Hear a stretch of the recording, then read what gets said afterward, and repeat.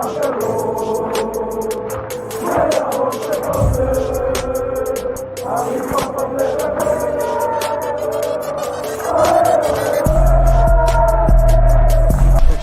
out to Kop-ish. Shout out to Kopish, guys. Keep all the good work the up. two legends, Emil Heskey, Howard Gill. Can't get much better than that guy. Yeah. You know what to do now. Like, comment, subscribe. I'm with legends, guys. Kop-ish. Hey, good evening, lovely people. I hope you're well and welcome to what would have normally been a rival watch and Kop-ish calling, but tonight it is literally just a Kop-ish calling. We are going to briefly speak about the Champions League final between Chelsea and City and who we think are going to win. I think we've spoken about it a few times over the last couple of weeks. But the main majority of this show will be you guys getting to call in, leaving your thoughts, opinions, but also, you know, saying what you feel. As always, it's 2 minutes for every caller. So the moment you get on, it's 2 minutes and then we'll have you come off and then me and Drift will answer your questions. Matt's not on this video, unfortunately, today. I had to do a few bits and pieces. So it's 2 minutes. Again, people, 2 minutes. So, and then me and Drift have a minute to answer. Again, guys, you know, every week we do a little special video for you guys. If you get to your 2 minutes and the buzzer goes off, this is what the message will be today. Please get the fuck out of here. So, again, Canelo spoken. This is the message you'll get. Please get the fuck out of here. All right, guys. And then if me and Drift go over our 1 minute, this is the message we'll give to each other. Get out! Get out, Man United! Get out! So, all is fair, people. All is fair. All right. So, Champions League final. Chelsea versus Manchester City. The two of the richest clubs, not just in England, but in world football. Two clubs. Well, I won't say two clubs, but one of the clubs many people expected to get to the final this season. And another who no one was really sure about, especially under Lampard. I think, well, to be honest, if Lampard was there, they wouldn't have got as far as they got. Have to give Tuchel some sort of ratings. He did well. I think the fact that Real Madrid played us before they played Chelsea played into Chelsea's hands, because Chelsea kind of watched that game and you could see how to beat Real Madrid. It wasn't a difficult puzzle to figure out, in my opinion. And they did what they had to do, not taking anything away from Chelsea. They did what they had to do.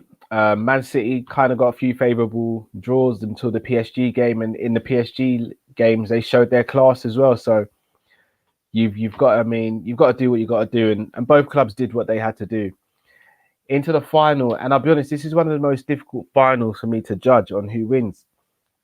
In terms of who's better out of the two, I think it goes without saying Manchester City are the better team. They have the better players, they have the better squad, and they have the better manager. So if football was played on paper, they'd win this game. In fact, they'd smash Chelsea. However, this season just reminds me a lot of that season Chelsea won the Champions League, when Drogba was there and Di Matteo. Not playing great, scraping through in the Champions League, scraping through in the league, but managed to do it. I'm struggling to call this one. I really am. I think I'm going to go over Chelsea win. To be honest, I know a couple of you are asking me who I prefer to win. With all due respect, this is not on you who are asking the questions. I couldn't care less. I really don't care who wins this game. In an ideal world, both teams would lose, but obviously that can't happen. I'm going to go over Chelsea win. I don't know why. I see Chelsea winning the game. Man City should win this game, but I think it'll be Chelsea. Really do think it'll be Chelsea. I'm going to go over 2-1 win. I see Chelsea going 2-0 up and then Man City clawing one back and just knocking the door, but Chelsea holding firm. Drift, what do you reckon? Champions League final. First of all, good evening. So you gotta get your last rub in. And by the way, everyone who thinks that we're mocking Emery when we do that, no, we're now doing that to mock the people who mocked him. That's what you don't understand. That's the point. It's a slap in the face of the people who mocked him. Do you get what I'm saying? Yeah. I think Chelsea are going to win this, bro. I think Chelsea are going to win this. I think they're going to bore the hell out of everyone. Counter-attack, crappy jammy football, 2-1 win for Chelsea. Yeah, City should win this game. If this was a regular league game or anything like that, I'd go with City all day. It's just, I mean, the blueprint, and I mean, we say it's boring and stuff, but when it comes to finals, it's just about winning, Drift. Let's be honest. Like, we've seen our club win. I get that. I mean, we've seen our club fortunately win 2 Champions League trophies in the last 15, 20 years. One was a super exciting game. The other was quite a bore fest, if we're going to be honest. I'll be honest, I was more comfortable watching the bore fest than I was watching the AC Milan game. No, but that was a different kind of drama, innit? That was like it was a boring game, though. If you think about it, it was a boring game, bro. When you actually watch it back. Oh no, I mean Istanbul. I'm talking about, bro. Like it's a legendary game. Like I don't want to be 3-0 down for excitement. That's what I'm saying. Like that. If I was older, if I was at my age now going through that, I don't know if I'd get through that game. I gotta be honest. I wouldn't. I'd be in a bad way. My heart was beating way too. You needed to be like 12 years old for your heart to beat that. Yeah, me being a teenager, that's what got me through that game. Yeah. You're not taking that in your 30s. No, absolutely not a chance. Absolutely not a chance. So for anyone who's in their 40s, 50s, 60s, yeah, they probably started to write their will during that. Like, yo, I ain't making it, man. I'm like, bro, I know we're too old for this, but the PlayStation's in the loft. Yeah, I wouldn't have been able to get through it. Asen says, good evening, Kall. Said these men would hold it. You did indeed. AA says Chelsea will Sun City can't play in front of fans. City can play in front of fans. Let's not jump to that conclusion. Like City are a quality team, man. Obviously, how they've amassed that talent and quality is obviously a little questionable, but they're a quality team, man. And a couple of you are saying that. I think Andres just said it here as well. Pep rarely loses finals, but he's got a great record in finals. So that's another thing to consider as well. As I said, I'm going with Chelsea only because I see them being jammy this season and just getting results. But I would not sit here and be surprised if Man City won it at all. I would not be surprised in the slightest. Do you know what gives me a little bit of hope, bro? Yeah, is what was worrying me is it's the first time City have ever got to the final, and a lot of the time fate will tell you that you just don't ever win anything the first time you do it when you're new to something. Do you get what I mean? Like that's what fate would tell you. And that started to make me feel like just everything was just going in Chelsea's favour. The judge, the fact that they've beaten them twice before, so maybe Pep might overthink things, just all of those things. But then when I was watching the beautiful story that is the Yellow Submarine, and I realised that they've never been in any European final before, and they won the first time they were there. I was like, it's the year of the first time winners, isn't it? Come on. Good evening. Come on. And you know what? I know you don't care who wins, but bro, I got to be honest with you. When you live in London, any team from London are going to be around you all the time. Oh, I don't want to get them Chelsea man talking shit, bro. It's City all day. Like, here's the thing. I only have a rivalry with them because they're the team stopping Klopp from greatness. Like, without Pep, Klopp would have won the league 3 times already, yeah? So I'm only annoyed. In fact, we'd have won the league 4 times because without City, Brendan Rodgers would have been a league winner as well. Yeah. So I'm only angry at them for being the reason why we don't have 4 Premier Leagues rather than 1. But I can't be mad at that in the grander scheme of things because we're all trying to win the league. So I can't really hold that against them or anything. Whereas Chelsea have just been that scummy thorn in the side like Man U have for years, bro. Like, I detest them, bro. Like, on the real, like, I actually hate that the Chelsea man I've talked to are good people, but they support that team because it's like you're ruining yourself by being a supporter of that club. Like, facts. You get what I'm saying? Like, and just everything about just that rivalry we have with them and the Mourinho and Rafa ting and the fact they stopped us being in the Champions League on the last day of the season, which is why they got bought in the first place. Yeah. Just everything about the rivalry we have with Chelsea in the last 20 years. I hate them, bro. I hate them. There's no way I want them to win that, bro. And you know what? Guardiola's in my top 10 favorite all-time players of all time. So again, I hate that he's the manager of City, and I hate him while he's their manager. But deep down, I love the guy. I love Pep, man. That's my guy. Like, as a player, he was amazing. You know what I mean? I know I caught the back end of his career, but you catch up on things, and he was just a quality player, bro. He just was. So no, he was. Yeah, I just hope that City don't. I just hope that City don't choke this, man. It's got to be a City win, bro. Has to be. Couldn't happen to nice people like De Bruyne, and you know, there's some good guys in that City team, bro. You know what I mean? There are. Yeah, but there's also Bernardo Silva as well. Yeah, no, he's the only one in it. He's the only one. I don't want that rat listing anything. Yeah. Bro. He didn't even play a part in it, so he'd be like Torres. Like, he knows he weren't really involved, bro. 2 Pixel 2. If City wins it, it would be a treble, you know. So that's a question I was going to ask you guys, not just you, Drift. I'll ask everyone in the comments. So Man United's treble was FA Cup, Premier League, and Champions League. No, he got the Carling. He got the Carling. No, that was Man United's one. Oh, sorry, yeah. If Pep wins the Champions League, it will be the Champions League, Premier League, and the Carling Cup. Obviously, they got knocked out in the semi-finals for the FA Cup.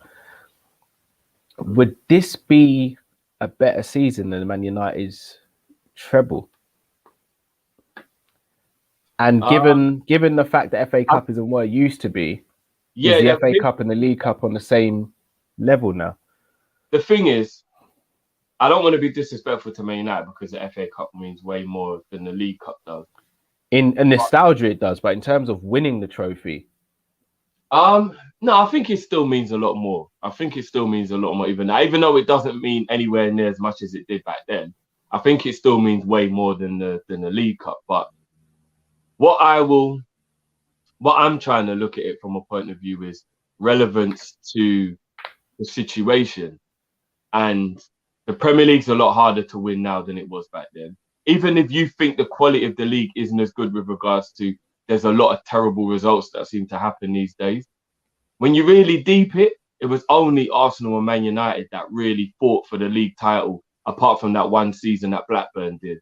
Right up until 2003, 2004 when Chelsea got bought out. That was the only time anything changed. It was Rangers and Celtic for years, right? I know there was the odd time when Rafa got involved, but really and truthfully, it was just Wenger versus Ferguson for the majority of the Premier League era.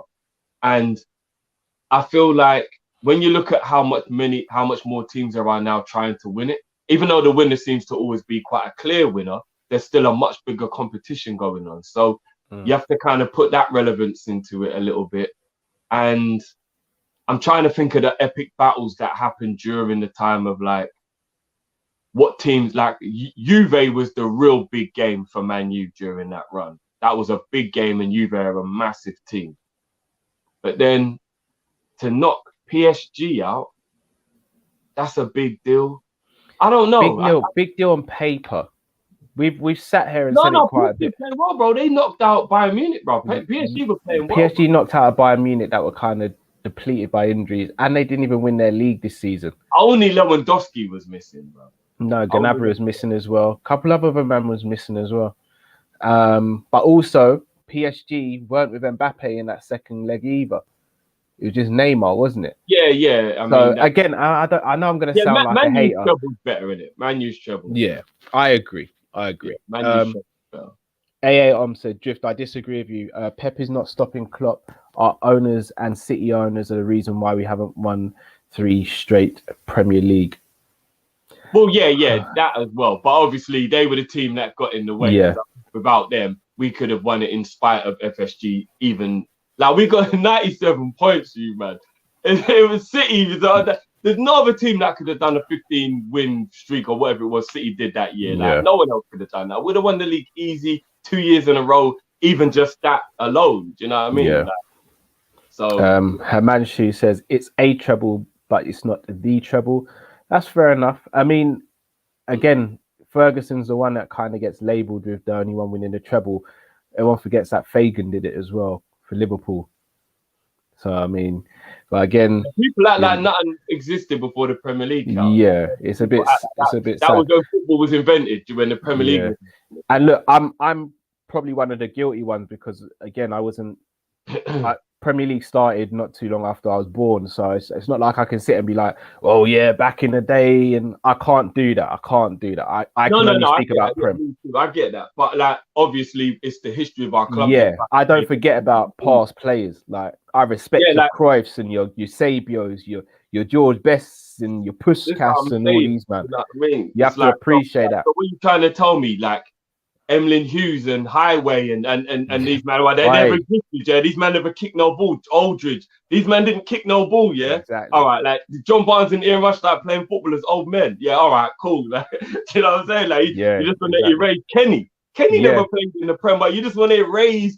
Like, come on, man, you're just trying to erase our history out here. Like, what are you doing? Silly. Keon says FSG bet back Klopp with marquee signing Salah / Mane leaving for AFCON, and the window for success under Klopp is so small. Agreed. Shout out Zizi. Beg you guys cover the Euros. Keep up the long streams in the off season. I won't say how long we'll be doing streaming, but we've got some stuff planned for you guys. Yeah, we've definitely. We have got some stuff planned for you. And we, do you know what? We're always willing to accept a few recommendations from the people. Yeah. Well, we're trying to figure out a way that we can incorporate the European Championships into the channel, because obviously we are a Liverpool channel. Yeah. So we are trying to figure out ways to incorporate things in. But if there's any ideas that you lot can think of that are Liverpool related during the Euros as well, like, we're welcome to all suggestions, you know what I mean? But we've got some cool stuff planned, so. Yeah, 2 Pixel 2 definitely won't be a 24-hour stream. We definitely won't be doing one of them. Unless it was for charity or something like that, then maybe. Or unless they're like people literally just want to watch a blank screen and hear man snoring, then that's cool. We'd have to alternate in it. We'd have to alternate it. The thing is, I don't even know if we could even do it on the platform we're using. I don't think we'd be allowed to do 24 hours. We'd have to stop and then start straight back up again. I don't think we'd be able to do it just 24 hours straight. Yeah. But obviously we can't let the people into the technicals. But yeah. And what it would cost us. Yeah, we will be able to do it. Yeah. It costs money still. Chris Brack. Chris is definitely trying to end our friendship. Says so. Konate has signed new squad number for Konate will be 5, Tillemans 8, Mane 10, Kane 9, Salah 11, and then Bobby 12, as he'll just be a sub. Do you agree, Kall? Chris is in that territory where I may end the friendship this evening. Hold tight, guys. I'll announce it by the end of the show. Kall, who's number 16 in our team? I'm trying to remember. Is number 16? Yes. It's Gruich, isn't it? Yeah. Give that's my favourite number. What? 16? Long story short, I scored my first ever hat-trick in that shirt number, and I wasn't meant to get that number that day, but my number, I used to wear 9, but the shirt got ripped, so I had to wear number 16 just for that game, and I scored a hat-trick. And I never went back to number 9 ever again. I wore number 16 for the rest of my life. So number 16 is my number. So like, give Bobby number 16, man. It'll get his story. But that's your story, bro. No one else has a number 16 story, bro. Gomez is 12 as well, by the way. I think Gomez is number 12. Oh yeah, Gomez. And 12 suits Gomez as well. Do you think? Yeah, I like that number on Gomez. I think it suits him still. Maybe because I'm used to it, but yeah, I like that number. Fair enough. Edward says, what do you think of the no more away goals in the Champions League? I think it's a bit... I don't know. I'll have to see how the competition goes. I think as people, we hate change, innit? So naturally, we're like, oh, this is terrible. Why is it changing? But you never know. It could actually make the competition better. I think it would mean that teams couldn't do that dumb thing where they just get an away goal and then sit back and that's it. Yeah, they have. But I do believe there should be some kind of advantage to being at home, though. But don't you think, no, Drift, it makes it more fair though? Because if you play one game at home and one game away, it's right. You have to win the home game and you have to win the home game. Like You have to win the home game, or you Yeah, have you to know, not I'm lose. not football like that. Yeah, you're right. For real, if you lose the away game, that's your business, isn't it? Yeah. For real, you should take advantage of the fact that you're at home. Yeah. You're right. Because there's too many people who go through loads of rounds with draws, but they get the away goal. I've just seen this. Origi 16 is just You know what? That would have been a good one, actually. Oh boy, bare people gonna try and be hacking you now, Drifty. Yeah, it's not Origi 16, but yeah, that's a good one though. I like that. It's weird though, because you think of the amount of games over history that have been affected by the away goal rules and how different competition would have been. Didn't Man U beat Juve with the away goal in that? Nah, they won 3-2 in Turin and they drew 1-1 at Old Trafford. Okay, yeah, I just remember the away goal being important in that game. No, it was because obviously when they went 3-1, I think they went 3-1 up. And Juve scored. Juve would have needed to win that game 4-3. Yeah. I knew the away goal played some role in that game. Yeah. I'm actually all right for now with the away goal rule going and seeing how it goes for a year. Yeah, I guess. Yeah, I'm not against it. I'm not against it. Yeah. All right then, people. Now we discussed that, we are going to do what you guys love and what we guys love as well. We are going to open up the phone lines. So again, you guys get 2 minutes as you join the call to say what you have to say. Me and Drift will get 1 minute each to answer your questions or comment on what you said. So just to confirm, there are 2 different videos that will play. The first video, if you go over your 2 minutes, will be as follows. Get the fuck out of here, man. Get the fuck out of here, man. My God. And if me and Drift go over our 1 minute. Vamos, man, get out! Get out, Man United, get out! So both Canelo today. Yeah. Canelo in boxing and Canelo in football. Man of many talents. Bro. He is. Maybe that's why he wasn't great at football, because he was too focused on the boxing while he was at Liverpool. Maybe. So those are 2 messages. That was it. Say that again. He just used football for fitness. Yeah, he did. He did literally. All right, people. The phone lines are open. So as I said, 2 minutes for you guys, 1 minute each for me and Drifty. Let's bring our first caller in. The man with one of the greatest beards and some great posters behind him as well. Man like Sadiq. What's going on? What's going on? Thank you, guys. Bro. Yeah, just my living legends. I'm a bit of a manga fan, so I've got Naruto back there. It's one of my favorite mangas, and then the Kings, Marvin Gaye, Tupac, Biggie, Chadwick, Mr. Chappelle. Yes. So hold on, do you draw those? Do you do those yourself? No. Oh, but one of the advantages of where I work is we've got like this printing station, so they've got like thousands of pounds worth, tens of thousands of pounds worth of printers, because the clients will have portfolios made up, and I take a lot of screenshots when I'm on Instagram. I have a lot of positive stuff and black-owned stuff and things like that. So I see all these pictures one day, and a lot of my friends have like lots of like spiritual stuff behind them. Especially when I'm doing Zoom meetings, I'm like, you know what?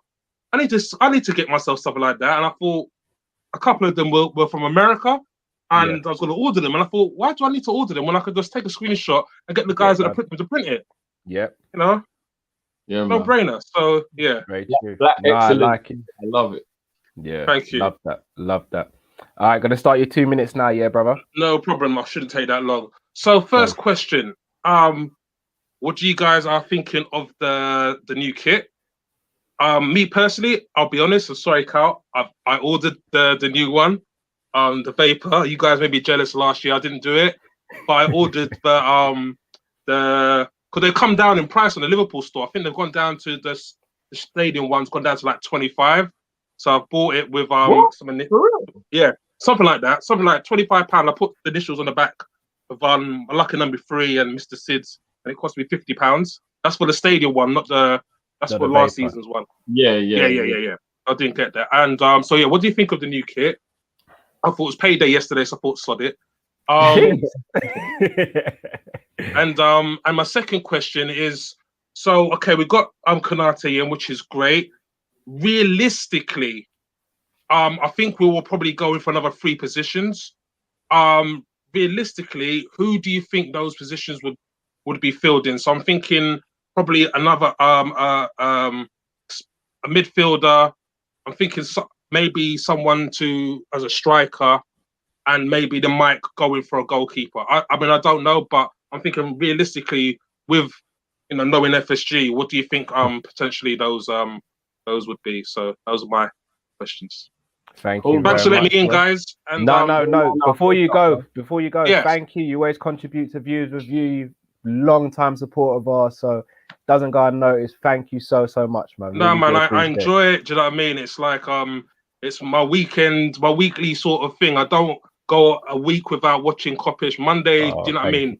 So it's part of my routine. So thank you for making me entertained, keeping me entened. So keep up the good work, and thank you. Yeah. Bless up, bro. Take care, bro. Nice one, King. Take care. See ya. Yes. The one and only Sadiq there. The only person I've seen with a better beard than Matt still. And me, obviously. But I don't like to gloat. I'm looking rough. I was supposed to cut my hair today, but I couldn't be asked. All right, then, Drift. Do you want me to go first, or do you want to go first? I'm easy, bro. I'm easy. I'll go first then. Start my minute now. The new kit. So I admittedly, when I saw the red kit at first, I wasn't a big fan. I'd say I rated it maybe a 1 out of 10. Now I probably am a 5 out of 10. It's grown on me a little bit now. I've seen the players wear it, but I'm still not overwhelmed by it. The third kit, that Urku cream one, as I said, I'd wear that to christenings. I'd wear that to raves. If me and the missus renewed our vows, I'd wear that to the wedding. Like that kit is all me. It's got a collar, the color, that is all me. The other 3 positions I think we'll fill. I think we'll do a centre midfielder. I think we'll do an attacking player. I don't think it'll be a striker. I think it'll be an attacking player, and I think it will be a goalkeeper. Drift, the floor is yours, bro. I don't think we'll sign anyone else. I think Konate is the one they called a big signing, and then I think we might just I think we're gonna bring Harvey Elliott back. He'll cover the wide thing. Maybe a central midfielder, but I've got a feeling they're just gonna promote Jones, where he plays way more football. But I'm not gonna lie, bro. I think they've gone in hard at the beginning to make it look good, and then I think they're just gonna drag out the rest of this window. They'll use the Euros as an excuse and all that crap. So I ain't getting my hopes up on shit. As for the kit, I must admit I'm starting to. I wouldn't call it beautiful, but I am really liking it now. I can't lie. When I saw the plays in it and I saw the real version, and I'm not gonna lie. And you know what? Big up thingy from the kickoff. I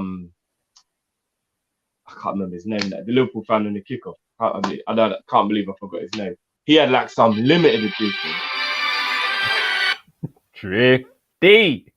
It's so early as well. Vamos! Get out! Get out, Man United! Get out! Oh, Drifty. You can't slip up so early, big man. You know, I forgot his name, that's why. But yeah. Yeah, Lawrence, that's it. I spent like 10 seconds trying to remember his name. He has some like dark red limited edition. Go and watch the kickoff the other day, bro, and see it. But if you see the one he's wearing, I don't even know what that is. It must be like 200 quid or something. But beautiful. That one is beautiful. So yeah, I'm feeling. Fair enough. I'm gonna have to go check out Sadiq saying that there's a sale on the night store for it, because they did a 30% summer offer members, and I'm a night member, and I went in and it was one of the small print terms and conditions that the Liverpool stuff weren't part of 30%. I was like, you can't do me like that. Oh, I can get 30% off, and it said everything. 30% off everything. Oh, everything don't include the Liverpool kit. It's never everything. Everything. Like, come on, man. It's never everything. I'm still umming and ahhing whether to get the black checkered one that we wore 2021. Oh, what a beautiful piece of I'm still not feeling it that much. All-time favorite Liverpool kits, bruv. Nah, not mine. Not mine. But I'm not gonna lie, I'm looking to get more retro ones this summer. You're making me want to go and get it and just put it on, bro. I love that kit, bro. I'm not gonna lie. Nike got me with that one. I'm looking to get some retro. You know, I'm a fan of the retro kits and the ones I wasn't able to get when I was growing up. And looking to just. I told my missus the other day, I'm looking to relive my childhood. Bro, with the woolly collar, man. I need that one in my life. Aye, bro. That see when that hugs around the neck. Oh, yeah. Bro. I would wear that, Raven.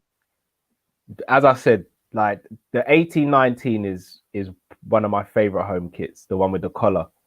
That kit, that kit. What we won the Champions League in, yeah. But I've got that one in short sleeve and long sleeve. Yeah, I know you, bro. That's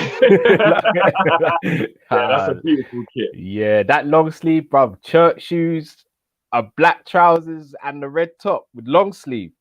I might even wear a bowler hat as well, bro. How about that? Like that kit is beautiful. All right, let's bring in the next caller. JR, can you hear us, bro? Yes, bro. Can you hear me? Yes, we hear you, bro. How you doing? I'm good, man. How are you guys, man? Not too bad, brother. Not too bad. Good, man. Want to say congrats on the merch. Some fire pieces still, you know.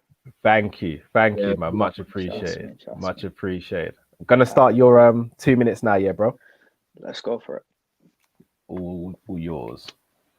All right. So my first question is regarding specialism. Now, when I say specialism, I mean a number 10 playing as a number 10. Not as a number 9 or number 8. So I personally think it's becoming a forgotten trade of the years with big managers like Klopp and Pep playing a false 9 and moving players all over the place. So I want to know your guys' feeling on how do you feel about it? Like, do you think it's something you're going to miss as the times go forward? Or like, are you happy with versatility? Like, don't get me wrong, I like versatility. But for Liverpool right now, I feel like we need a 10, not striker at 10, but we need an out-and-out 10 and out-and-out 9. Because we can't complain then when they don't get goals. We can't say that, he's not getting goals, but he's a number 10 playing as striker. Or we can't say that the midfield ain't contributing to goals and assists when they're all workhorses, if you get what I'm saying. So that's my first question. My second question is, it's a bit controversial, but I feel like Klopp needs to make a stand sometimes and ask for what he deserves. So all I hear is, oh yeah, Taki's going to come back. Man's going to be the next Japanese Pele. Don't worry about it. He's sorted. Hendo coming back from injury. Trust me, that's a new player there. Like, come on now. This is Liverpool. I'm bored of all that talk, yeah?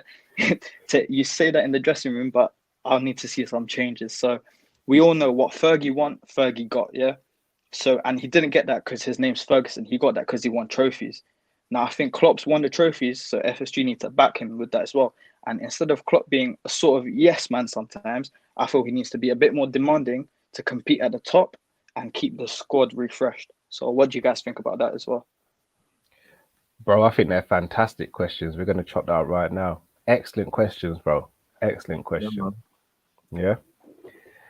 Big up, bro. Thank you, bro. We'll catch up. Thank you again, man. Definitely appreciate the thing, guys. I appreciate you. Everyone, bro. Smash the like as well. Smash the like. Come on. Thank you, bro. Thank now, people. Indeed. But you take care, yeah, bro. Big up, man. Take care, man. Bless up.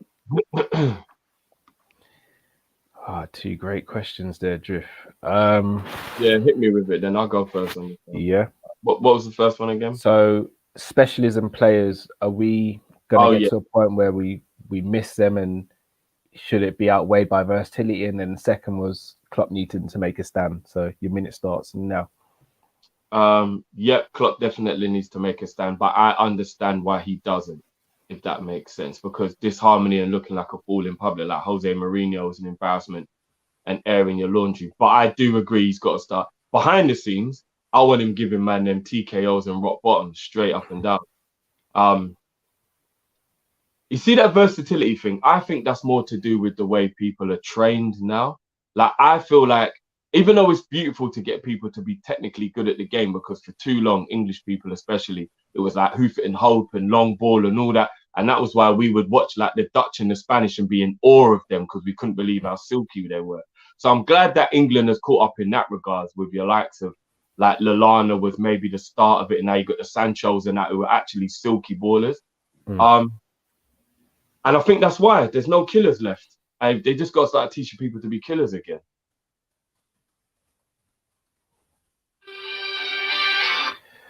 Fair enough. Got there just in the nick of time still. Strolling through for Moreno, bro. I'm not going to lie to you. I was scrolling. My minute starts now. Specialism players.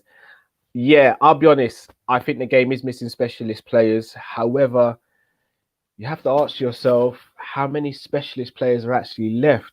Even if I was to ask you guys a question and be like, how many, name me the top 5 best number 9s in world football, you'd probably only be able to name 5 top quality number 9. So again, players are kind of being molded to be all rounders as opposed to just specialists. And then when you are a specialist, you're sometimes kind of treated kind of bad, to be honest, and just called a tapping merchant or this merchant or that merchant. So it's difficult, but I do like the idea of having some specialists in the team. And I think Klopp makes a stand, but I think he does it behind the scenes. But there's only, you can make a stand, but if someone's not willing to change above you, then I don't think there's anything you can do. If I'm being honest with you, I feel like the timer went and I didn't realize, but no, it did. It's 4 seconds short. A couple of you, I don't know if you lot are just doing this to troll me, but a couple of you are mentioning Fekir. Is there a link to Nabil again, or just let me know, people? Because if there is, I'm on board. The only Nabil link that I saw, obviously, I'll just touch on this 1 second actually quickly, because obviously, big up you, man, for doing the video while I was out today, so I couldn't jump in the video about Konate. I mean, the fact that we signed someone, but here's the thing, yeah. I was reading an article, and now my wee wife Fekir's come up because they were talking about the similarities between the club being worried about his. Do you know what they said? It was the knee joint, apparently. You know, in this one I was reading today, apparently during his medical, it was the knee joint, not the ACL. Apparently, the way the ACL was fixed, the ACL was okay, but apparently it was wearing and tearing on the joint the way it was fixed. So they felt like the actual knee joint was what was going to go, not the ACL itself. So maybe because of the whole Konate being injury prone and Fekir came up in one of the reports. So maybe that's why Fekir might have floated around today and why some people might be mentioning him. I never heard anything about him coming to Liverpool or anything like that. So, but the one thing that I do find crazy about because ain't it mad that I messaged you lot at like 8 o'clock this morning when I woke up and was having a conversation in the group about, like, because I sent the picture of his injury thing. I was like, guys, I'm not on this. Like, the man's missed like 400 days of injury in 2 seasons. That is ridiculous. Like, that is. But then what it is, as I explained to you lot as well, but I explained to the people from what I read, but it's trying to make me calm down just a little bit. Apparently, the first 255 days he spent injured with the is it the flex hip rotor or something like that? The hip flexor, which basically is more your groin than your thigh. Because the way I thought about it, I thought it was more the thigh, but it's more your groin. And apparently, he tried to heal it naturally the first time. And I had like the worst grade tear in your groin you can have, and I've never been the same ever since. So I get, man's on the natural herbs, yeah. I get, yeah. Man's trying to do the CBD and all that. When me bust it in a chalice and watch it appeal back. Lord, this time I love me ganja. So after those 255 days, he tried to come back. And then after a few training sessions, thought he could play. And then it tore again. And then it went again. And then he spent another, because 89 days out. But that other 89 days he spent out were recovering from surgery, because when it went again, they realized, no, let's fix this with surgery now. The natural thing clearly didn't work. You nearly missed a whole year and it still hasn't worked. So apparently the surgery was successful and he hasn't had any issues with that injury from the time when he recovered from the surgery. And the other injuries he got were fitness issues where, like, he's just trying to get himself back up to speed because he'd missed so much football. And then an ankle injury, which can happen to anyone on a real, anyone can get an ankle injury. So I'm trying to use that to give myself a little bit more encouragement into the fact that maybe he's over the injury. That's the injury that's worrying everybody, innit? And the way the article was pronounced, it was there was a lot of big journalists as well that were involved in the article that basically did reports on it and were chiming in that, guys, he's not injury prone. That's a myth. He just missed so much football that people, all of it, they just straight away assume that means he's injury prone. Yeah.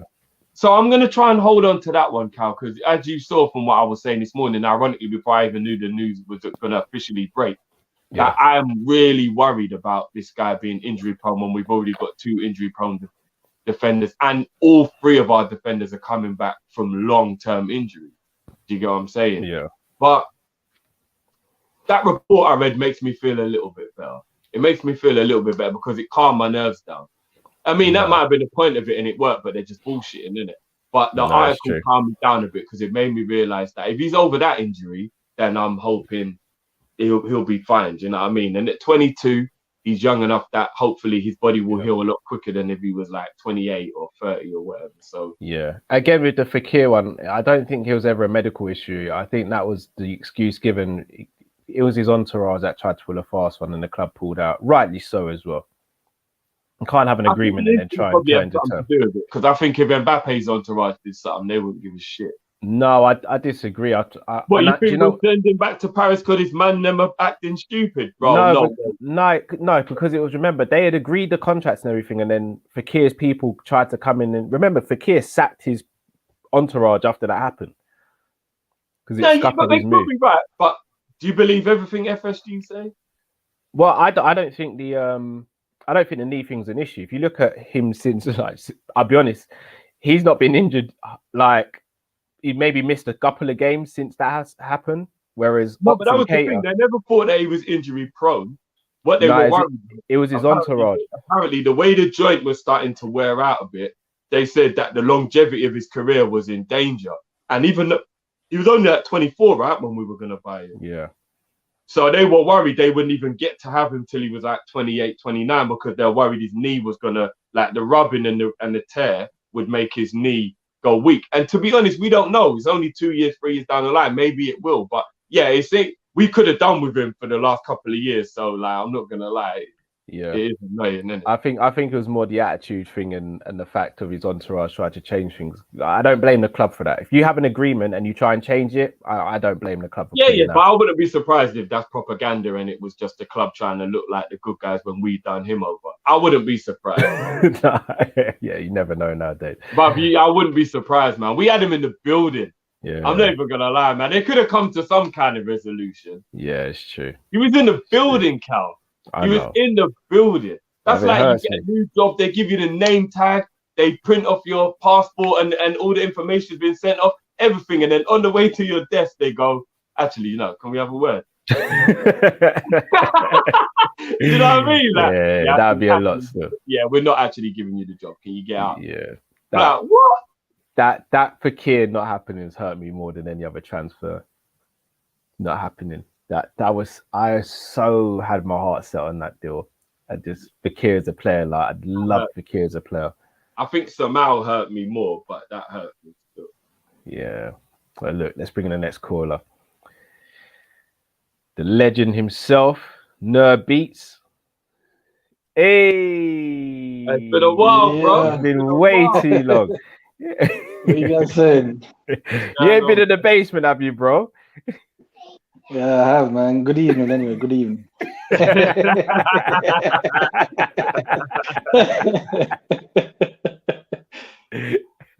How you been, bro? How you guys doing? Not bad, bro. Not bad. Just been a little bit busy with these kids. You get me? I know the feeling. I know the feeling. Yeah, so you might as well just let them have your PlayStation, innit, bro? Nah, man, they're banned from that, bro. Too precious. It's too precious.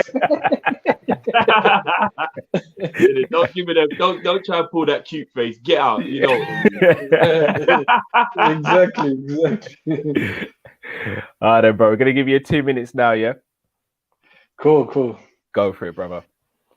All right. Unpopular opinion, guys. Yeah. I know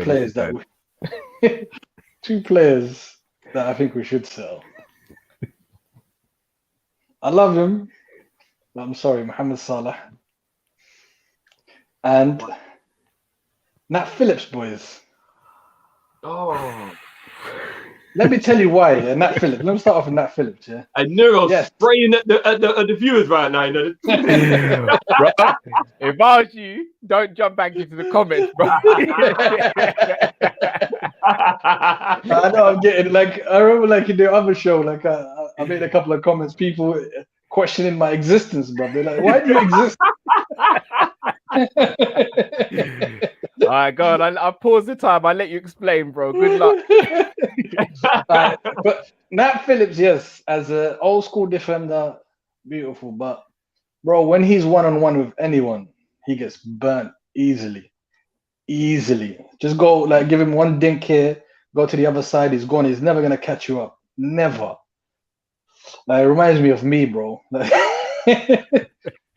Slow. When you're slow like that, top level, you can get exposed. And you know, at the top, highest level, that's all you need is just that half a chance and you're finished. Just like in the Real Madrid game, one little mistake can make a massive difference. So I'll say while his stock is up, sell him and try and use that money elsewhere. Maybe an up and coming, young defender that has really, really good potential. With regards to Mohamed Salah, guys, I'm of the opinion of not letting players stay too long. I would say sell Salah now because the value, he's got the highest value. Reinvest that into the squad, and then next season also look to sell Mane as well. And I tell you, because we know FSG's model in it. There's no point us kidding ourselves in it. There's a sell to buy, and if we're gonna stick to that model, we have to like maximize it as much as possible. And the best way to do that is sell when their stock is at the highest, and try and reinvest that into either up and coming players or young, ready-made superstars. We're gonna chop up, but you know, I gotta drop it, bro. you know, I gotta drop it. Get the fuck out of here, man. My dad. I'm sorry, bro. That hurt me to do that as much as it for you to receive it. Well, I'm not gonna lie, that's quite a bit to chop up. Then you dropped some bombshells in there. I'm just being realistic, innit? No, I rate the honesty. And look, you've justified your reasoning. So yeah, I'm not trying to get rid of him because for the sake of it or some silly reason he don't pass to Mane. None of that stuff. I'm just saying, if we're gonna stick to this model of sell to buy, then it makes sense to sell them while they're hot, while their name is hot. I get that. We'll chop it up. We'll chop that up now, bro. No beats. Don't be a stranger, bro. We miss you on there, man. Yeah, tell the people go easy. Tell them go easy, bro. Don't question my existence. It's just an opinion, we will do, bro. Bless you, bro. Give the comment 5 minutes before you jump. Yeah. Maybe 10. And people to be fair, no one's actually being disrespectful, but no one. Nah, not disrespectful, but you're getting some questionable. Yeah, no one is. Hey, it is what it is. Coutinho was the prime example of what we did. I think that's the best way to go with it. Fair enough. All right, we're gonna chop that up now, then, brother. All right, cool. Take it easy, guys. Bro. You too. Good evening.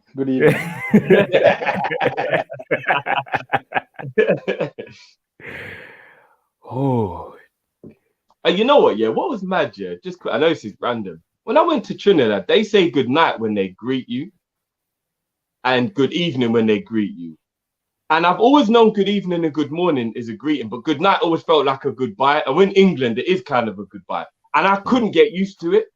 The whole time I was in Trinidad, I could not get used to it, bro. It felt so weird, and the logic is right there. If it's a good morning, it's a good night, right? It's the same thing. No, it's true. I couldn't get used to it, bro. It was. I couldn't wrap my head around that, man. No, the first time I went to Jamaica, we had a driver, and no matter what time of the day he'd come, if it was the first time he saw us for that day, you'd always say good morning. And like I was young in it. I was like young. And my brother's a bit older than me. So my brother now my brother does that all the time as well, just just memories and all that. But like every time we see him, if it was the first time we saw him and it was 4 o'clock in the afternoon, he'd walk here, morning. You're like, all right, morning, Steve. You're big man. Yeah. It's 8 o'clock at night, man. Morning. Why I never see it yesterday and this morning somebody said me, I said morning, innit? Like, so that's the way they run it over there. All right, Drift, do you want to go first? Yeah. I'm good. All right, your minute starts now. The logic of what Ner's saying is on the money. The logic is on the money. But I told you, man, we need to squeeze FSG like a lemon. I'm not into that. You know what I mean? Nah, no way do we get rid of Mo. You know what? I want Mo and Mane to retire Liverpool players. You know them ones. Like, I don't want them going anywhere. I want the Robin and Ribéry situation. Bring in the young bucks while the old bucks can still contribute. Straight. But I get the logic of we could get 150 mil from him if we need the money. I get the logic. But nah, if Mo goes, we're in trouble, man. All right, my minute. So again, I'm with you. I think Ner beats, and again, you have to listen to what he says, people. He's saying that based on our model, not based on what he'd want to do. He's saying that based off our model, those are what he would do. But again, I still wouldn't, because I still think Salah's in his peak. Again, I wouldn't sell Mane either, because I think he's had a bad season. If Mane has another season like this next season, then yes, I think we have to cash in. But what I would say, if that's the case, we'd have to cash in on a lot of our players now as well. Like Fabinho, you'd probably have to cash in on now, and you'd probably have to cash in on Van Dijk as well, because they're at their peak as well. And Alisson as well. So, I mean, I don't think we're in a position where we need to be selling our better players. I think we can get rid of way more fringe players before we delve into that. But I get the logic, no beats. I just don't agree. But yeah, best of luck in the comments for the rest of the show, no beats.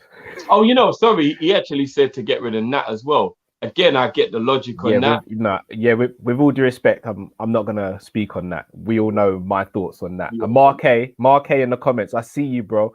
You're saying a lot of bad stuff about Nat. Don't let me get the mods on you, bro. Don't let me do it. I'll do it. I'll do it. But yeah, Nat goes nowhere. And he's a great fifth choice. Great fifth choice. We can't moan about Nat being fifth choice. He's a great fifth choice. Nat goes nowhere. F it. If Nat's not playing, I want him to be a bouncer at Liverpool. How about that? And you know what? Shout out to Amazon, because when they did their sport thing, they put Phillips in the team of the year. I told you he deserved to go in there. Fofana did have a good season. John Stones did have a good season. They didn't make the impact that Phillips made, though. We got third because of Phillips. Shout out Nat. I don't care, man. Shout out. No, I'm not going to go that far. But I would have put him in the team. But Bruno, you did. The year, and he came in January. Yeah, but we know what that is. That's that Man United. But I'm saying but we still need to apply the same logic, because if they can get away with that foolishness, then so should we. Yeah, no, but the BBC do a hell of a lot of silly things sometimes. Let's be honest. Like, they do some silly things. Plus, also, Coutinho wanted to go as well. I don't get the feeling that Salah and Mane want to leave. Even though Mane's past a couple of social media messages have been a bit suspect, I don't think he wants to leave Liverpool. I think he. Now you know what? Mane's trying to get his boy to Liverpool. He wants Sarr to come Liverpool badly, bro. I don't want Sarr at Liverpool. I like Sarr. I'll take him if it was like we got Sancho, we got da-da-da, and then he was like a backup. You know that ain't happening, though, Drew. Well, not for 40 mil, which is what they want. Exactly. Next caller, Anton. Can you hear us, bro? Yes, I can hear Anton. you guys. Down on, bro. You're very quiet, Anton. Can barely hear you at the moment. Can you hear me guys now? Slightly better. A little better. Yeah, a little better, bro. Okay, I have a question. Go for it. I'm going to start your 2 minutes now, yeah, bro. If you can, just speak a little louder for me, please, bro. Can you hear me now, guys? Yeah, a bit better. Okay. My question is, like, there were reports that came out today, and they were saying that a midfielder was not our priority, and the club is focusing on getting an attacker that is of a high quality. And so for that, we're not going to sign a midfielder. And So what do you guys think if we get like a high quality forward like Mbappe or Sancho, but we don't get a midfielder or that Wijnaldum replacement? Would you guys be happy? And obviously, what we all want like a high quality attacker and a midfielder, but knowing FSG, that's probably not possible. So if the choice was between getting an average midfielder and an average attacker, or say the other choice was we don't get a midfielder, but we go all out for a high quality and expensive attacker, would you guys take it? Okay, like that. great question. We'll answer that now. Anton, very, very, very good question. Thank you very much, bro. Big up, bro. Have a great day. Take care, bro. I like that question still. You want to go first, or do you want me to go first? I'll go first in this one. Go on, then. Again, I'm gonna sound like a greedy kid. If you basically said I had to choose one or the other, I would go in with an attacker because I think we have got a lot of midfielders or players that can cover centre midfield. However, after the years and years where we've not spent loads of money and where we're in a position where we need to now, I don't think we should be in a position where we have to choose. We need a very good midfielder and we need a high quality attacker. So if I had to choose, I'd go with an attacker, but we need both. We absolutely need both. Drift, you want to do? Yeah, I would take the high quality attacker over to mediocre, say, or average. When you say average, I'll say like, I'm guessing he means not crap, but like Silva and Basuma would probably be like an example of what you would call your mid-range players. Would I take that over Mbappe? No. But I wouldn't be disappointed with it though, if I'm being honest, because I feel like those two players would add a lot to the squad. But I would pick the Mbappe because we've got Konate now. So if all we got was a centre-back and a striker, I'd be all right if that striker was high quality. Based on the fact we do have big numbers in midfield. I know a lot of them are injury prone, but it's the area of the pitch we have the most people. Agreed. Shout out to Liverpool Lee Campbell just become a member of ours. Guys, if you'd like to become a member, do hit the link in the description of the YouTube description, that is. Also, check out our merchandise as well. We've got the Kopish hoodies, got t-shirts, men and women. So, you know, if your missus has got a birthday coming up or anything, what better way to give her a lovely present than a Kopish t-shirt or Kopish hoodie? You know, summer's coming up. Nice little t-shirt for the missus. Matching, eh? Matching Mondays and that. Why not, eh? And then we also have the hashtag basement settings and limited edition t-shirt. Won't be on sale for much longer, so do grab it before it goes out of stock completely. Right. Calvin, you forgot the special announcement we got for the members regarding the merch as well, bro. Oh, should we tell them now, Jeff? Yeah, because as soon as the show finishes, it will be available. Oh, well, we're just throwing it out there. Okay. Yeah, so for our members, we'll be doing 10% off all merchandise. So that's for our members, 10% off all merchandise. So just a way of us saying thank you for all the support that you've given us and helping us to grow the channel financially, etc. So 10% off for all members. And jump in the members chat / what's it even called? Like not a wall, community. Community, yeah. But there's a name for it. What's that name for the place in the community? Anyway, whatever that is, the members know where to go to get the code that you enter on the purchase, guys. So big up to all the members, man. Indeed. All right, going to bring in our next caller. TP2 Pixel 2. How you doing, bro? Yeah. What's going on, guys? You guys all right today? Yeah, not too bad, brother. How you doing? Yeah, I'm good.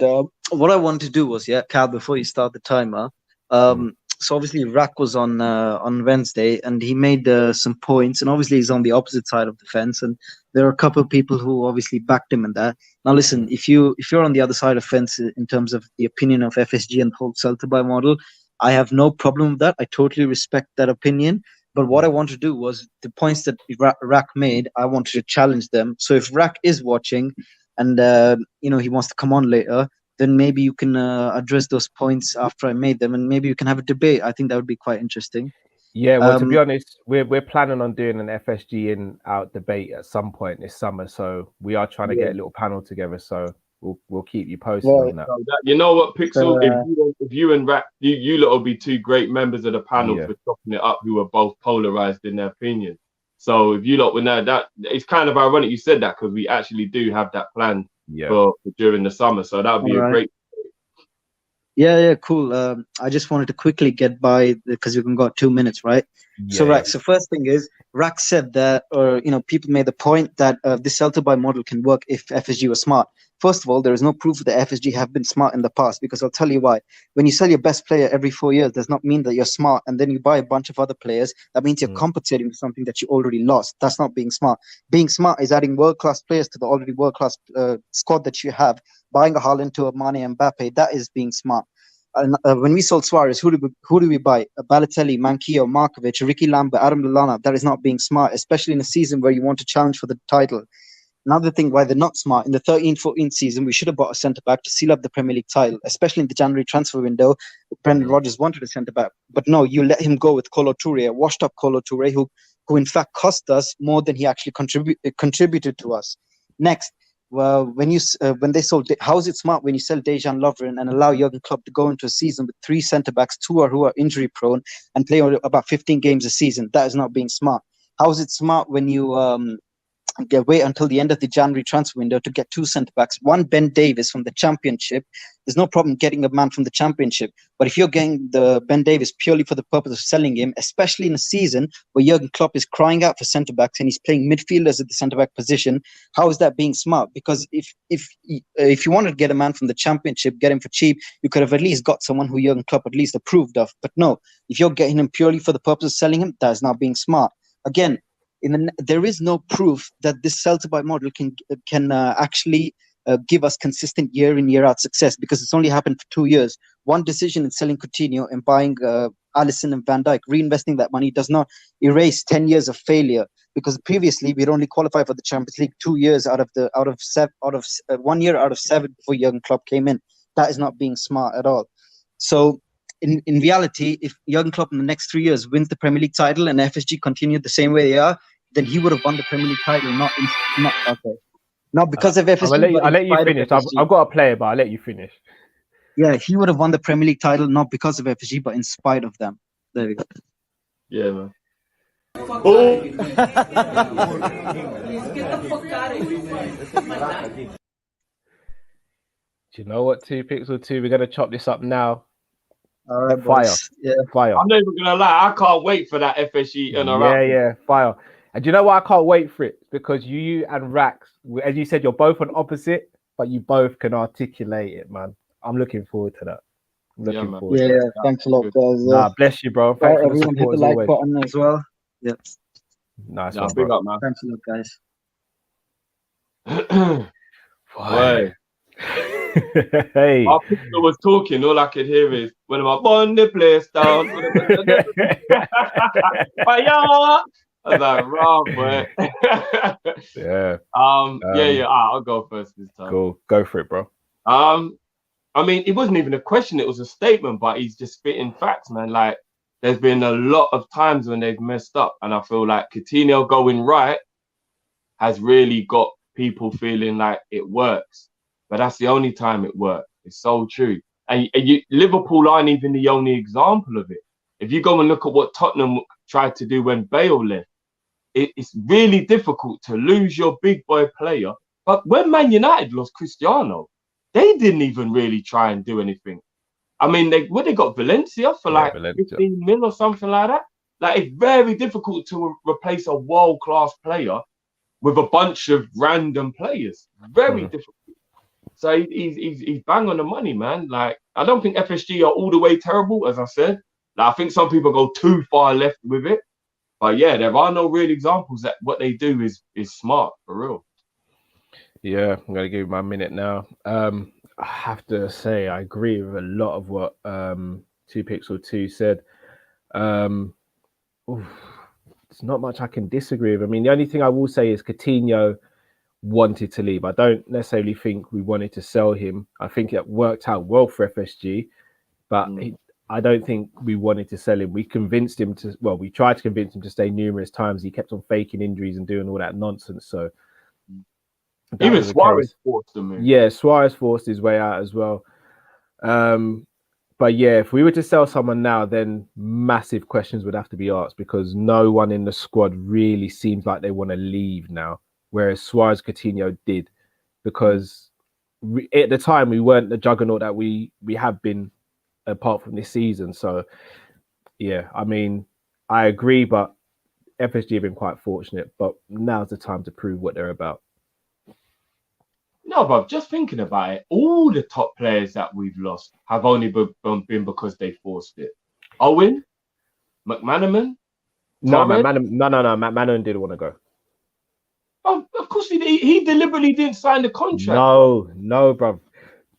Listen to his podcast with Robbie Fowler. McManaman wanted to stay, and they kept on messing him about.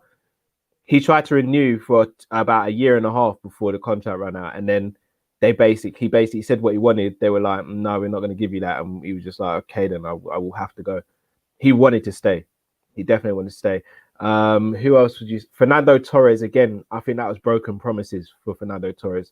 He still forced the move though, isn't it? Yeah, no, but you have to understand it. It's like Drift. Let's say, for example, I said to you, a basic thing like Drift. Every time we go to work together, I'm going to pick you up, and for the whole week, I say, yeah, I'm going to pick you up, and I never turn up. By the Thursday, you're just going to be like, I'm just going to get on the bus, like, I'm making my own way there. If you keep on promising things and you don't come through with your promise, eventually someone is going to get fed up and they're just going to be like, right, enough's enough, I'm gone. It's just a shame that it worked out badly for him.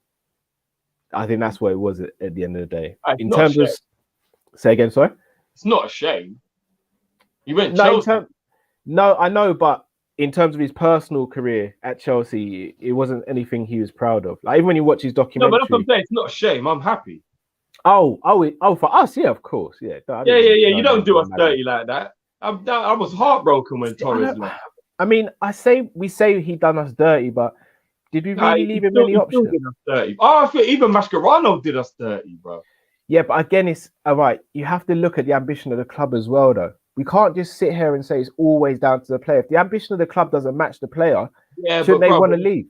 At the same time, they fake injury, and like I don't know. Like I know, obviously, I'm thinking of the club, and you got to think of the individual. But I do kind of feel like when the club is down, give them a little bit longer to get back. Don't just jump ship while they're at the first sign of them being down. And that's the only thing that annoys me a little bit sometimes when players leave. Like, give it longer than 6 months before you duck out. Mascherano, bro, was playing under Hodgson. Or was about to play under Hodgson. Like, give it a bit more time, though. Don't just, like, duck out like that, bro. Mascherano was the best defensive midfielder in world football, bro. And we finished 7th. Injury in that, man. But he did, man. You can't pretend you got a bad back and all that. And, like, I don't know. I don't like that. I don't like that. At least, and that's the reason why I keep telling people, show more respect for Genie, even if you don't think Genie was a great player. Because not once did he get unprofessional. And he could have. No, I hear that. I mean, I don't like the way they left, but I understand the reasons. I do. I was going to say, but before we move on, we might as well get through the second section of the super chats. Otherwise, we're going to miss a lot of them. Cool. Let's do this. So Mr. Hare's my rebuttal says Klopp said we're not signing an attacker unless we sell Origi and Shaq. Plus, he said he's happy with Nico as Trent's backup. I think I think Gomez will be. I'll be very, very surprised if we go into another season with Shaqiri and Origi. I'd be extremely surprised. Apart from the fact that nobody might pay the money we want, that's the only thing. But then you got to lower the money then. Yeah, but you know FSG won't do that. Yeah. Mr. Hare's my butler says Drifty, we wasted our whole budget on Konate. Time remains to be seen. On that one. Not the whole budget. I just don't think we've got enough left to be able to get the caliber player Klopp would want. That's what it is. P Hour, if you want FSG out, why are you giving them money? You know, I'll answer that one. It's a fair comment. No, it is, but it is really, really difficult, and this is where the morals get confused with the love. I get you've got to hit the owners where it hurts in order to affect them, which is their pocket. Yeah. But you know what it is though, guys? You're telling me to take away a love that I have and a passion that I have. And I'm talking about everybody who still goes and buys the merchandise. I'm not speaking for you, but I'm trying to articulate it on your behalf. I want to be able to watch my team and wear the same jersey that they're wearing. I want to go to the stadium and see them in the flesh. A lot of people idolize the players that play for the team they support. Their kids might want to go. You can't tell your 9-year-old son who couldn't care less whether FSG put money in or not. He just wants to go watch Mo Salah. What are you going to do? Nah, son, we're sticking it to the man. He's not going to upset his kid. The guy who gives away his season ticket that knows any other random fan is going to take that and he'll never get it back. Do you want to know how long the waiting list is to get on the season ticket thing? That's ridiculous. Like a 10-year waiting list or something like that. Yeah. It's very difficult.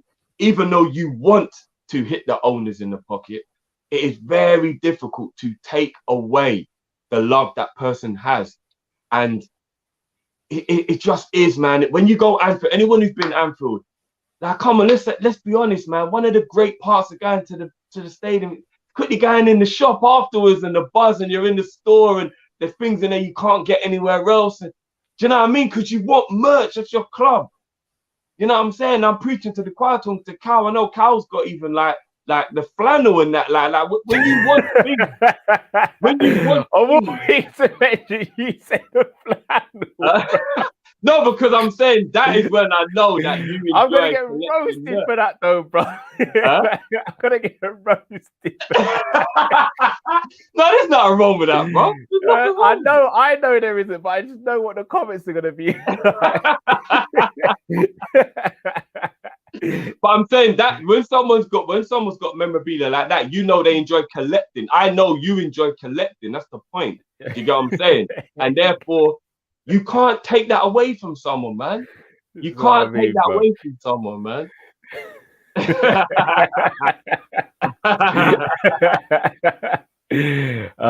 All right, so Drift, I fully accept and hear where you're coming from, but I'm gonna be real with you.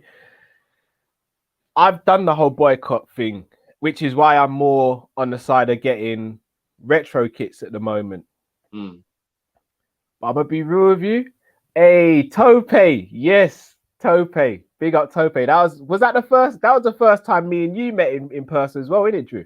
Yeah. And that was my second time on the Cheeky Sport podcast. Shout out to those guys, man. They're legends in this. Tope said that he's got a flannel. So there's nothing wrong with having a flannel. No, I know. It's just the way it happened. It's just the way you delivered it, and I could just see in my mind the comments and just be like, "What flannel?" But no, I can imagine that. But what, after a Champions League victory, bathing in the just rubbing excellence? No, I don't use my flannel to wash. I only use it like if I'm going to the gym or I'm going somewhere. No, I know. I was gonna say, yeah, you don't even use it, but obviously, there ain't nothing wrong with that, man. No, I know. But no, I've done the boycotting thing, and part of me wants to do it again, and I probably will, but it's difficult because, as you said, like, Liverpool's been one of the most consistent things in my life since I've been the age of 4. Like, a lot of my nostalgic memories as a person, forget about just as a football fan, but as a person, have been in and around Liverpool. A lot of my good friends are because of football and Liverpool. So I can't just go cold turkey on it because it'd be a void in my life. As sad as it may sound to someone who's not a football fan, it would be a void in my life. But at the same time, I do think we have to, as fans, put our foot down, and we've shown how powerful we can be when it comes to making change. Just look at the Super League. But it has to be the collective. But I'll be real with you, when I'm seeing stuff like the third kit, it makes it hard to do the boycott thing. I'm not even gonna lie. And again, my birthday's around this time of year when the kits comes out, and I know it's going to be a guaranteed present from like either my mum, my brother, or my missus. So it's like, and now I've got a little one. It's so real. It is even what it today, is. even today, bro, my little one getting ready, like had his shower, my missus putting on his clothes, and he's gone and taken his Liverpool kit out of the wardrobe, put it on, and he's walking around the house slapping his chest saying, "My club, daddy, my club." Like, again, that probably sounds sad to someone who's not a football fan, but you see stuff like that, that brings joy to me, innit? Because I'm bro, seeing you're raising a real one. Are you crazy? But I'm seeing a real one, bro. like, Funny for me, bro. No, that's what I'm saying. I see happiness in him that I've had, and he doesn't even really understand it yet. But it's difficult, man. It's difficult. That bond that you're talking about, Cal. That bond makes families. Do you know how many father-son bonds are built on football, bro? No, bro, it's so real, bro. If you ask a lot of youth, man, what some of their first or fondest memories are, like I said to you, bro, my dad ain't even a hardcore football man. But obviously, because John Barnes was a Jamaican and one of the only black players on TV back in the day or whatnot, like my affiliation with John Barnes comes from watching football with my dad. Do you know what I'm saying? Yeah, bro, I've just got all of the man. I've just got all of that in my head, bro. You get what I'm saying? So you can't, but football people don't get it. People don't, and this is the thing. Sorry to cut you, Drift, but this is where I agree with Pete Hour. You see the passion we've got. I want owners who have that passion. You see the feeling I get when someone mentions Liverpool. That's what I want our owners to have. And that's why I get so annoyed with them, because I don't just want business people. I'd love to sit down with our owners and speak to them about Liverpool. And I guarantee they wouldn't be able to have a conversation with me about Liverpool. They'd be telling me about numbers, this, numbers, that. I don't want to hear about that stuff. I want to hear about, where were you when Liverpool won in 2005? Where were you when Gerrard smashed in that goal in the FA Cup final 2006? How were you feeling when that goal went in? Where were you when Pepe Reina tipped onto the post in that same final? How are you feeling? I don't care about numbers and all that. I don't. I'm not an accountant. I'm a football fan. I want to see the best players at my club, and I want to see the best owners at my club. So that is why I have this dislike for how we're being run and who our owners are, because they don't get us. They may try and think that they do, but they don't, because they will never love the club like I love the club. And I'm just a guy from London. So if I'm a guy from London and I don't even own the club, how can you love it more? How can I love it more than you love something you own? Doesn't make sense to me. It's like someone, do you know what it is? It's like someone loving my wife more than I love my wife. Would it make sense? Would it? Unless it was her mum or dad. Yeah. And by the way, all the members' videos are around stuff like that, bro. So for the members, we do loads of keep, buy, sell, and that kind of stuff. A little plug for the membership there. Like I said, but I know we got to finish the super chats and move on to the callers. But yeah, it's difficult, man. The boycott's difficult, man. Like, the reason you're with your girlfriend is because you love her and she's beautiful to you, right? There's only a certain amount of times where she's gonna come out of the shower and walk around the room before you're like, yeah, I can't be mad at her anymore. I can't be mad at her anymore, man. Like, you know what I mean? I've been mad at her for a week. It's time to not be mad anymore. It's like, oh, you know what I mean? And you give in. You wearing the 0506 top to bed, yeah, babes? all right. No, keep the light on. Keep the light on. Keep the light on. No, don't. Let me blow out them candles. What are you saying, babe? 0506, yeah? All right. I see what you're trying to do, babes. No, it's real. It's real, man. Mo Udin 1994 says, Coutinho was different. We had so many holes in our first 11. Now our first 11 is solid, and therefore selling any top 3 player is stupid. I agree with that. Biggs 1871 says, Ben Davies has been injured. Well, that's what he said on his Insta and in an article in the Eke. Calf muscle, I think. Also, Man United losing, laughing faces. Good evening. I'll believe the Ben Davies stuff when I see him play consistently for us. I don't see him playing consistently for us. Not his fault either. If you can't even get a pre-season game. Yeah, and it's not his fault. Before anyone gets annoyed with me anyway, it's not his fault. He just probably isn't good enough to be a Liverpool player. There's 90% of footballers in world aren't good enough to play for Liverpool. And he falls into that 90% category, in my opinion, in my humble opinion. But that's not his fault. The club, for me, shouldn't have thrown him under the bus the way they have. Yeah, no, it's real. Musa LFC 21 said, I disagree to say FSG have been a failure for 10 years. I get everyone wants us to spend more money on players, but it's not the be all and end all at LFC. It's not the be all and end all, but again, I don't want to go too deep into the FSG stuff because we will do a proper breakdown. But it hasn't been a complete failure, but I don't think it's been as glorified as some make out. So I do think there's very harsh critics and very pro FSG people, and I think we need to meet somewhere in the middle to actually speak about it in a constructive and proper way. I can't wait for that show, Cal, you know. Yeah, I'm looking forward to that one. I can't wait for that show. 2-Bit says, who has more sauce, Coutinho or Bobby? Coutinho. Coutinho. Move on. Coutinho. Yeah. AA Cal, when is the 2021 robe dropping? I'm never wearing a robe on this channel ever again.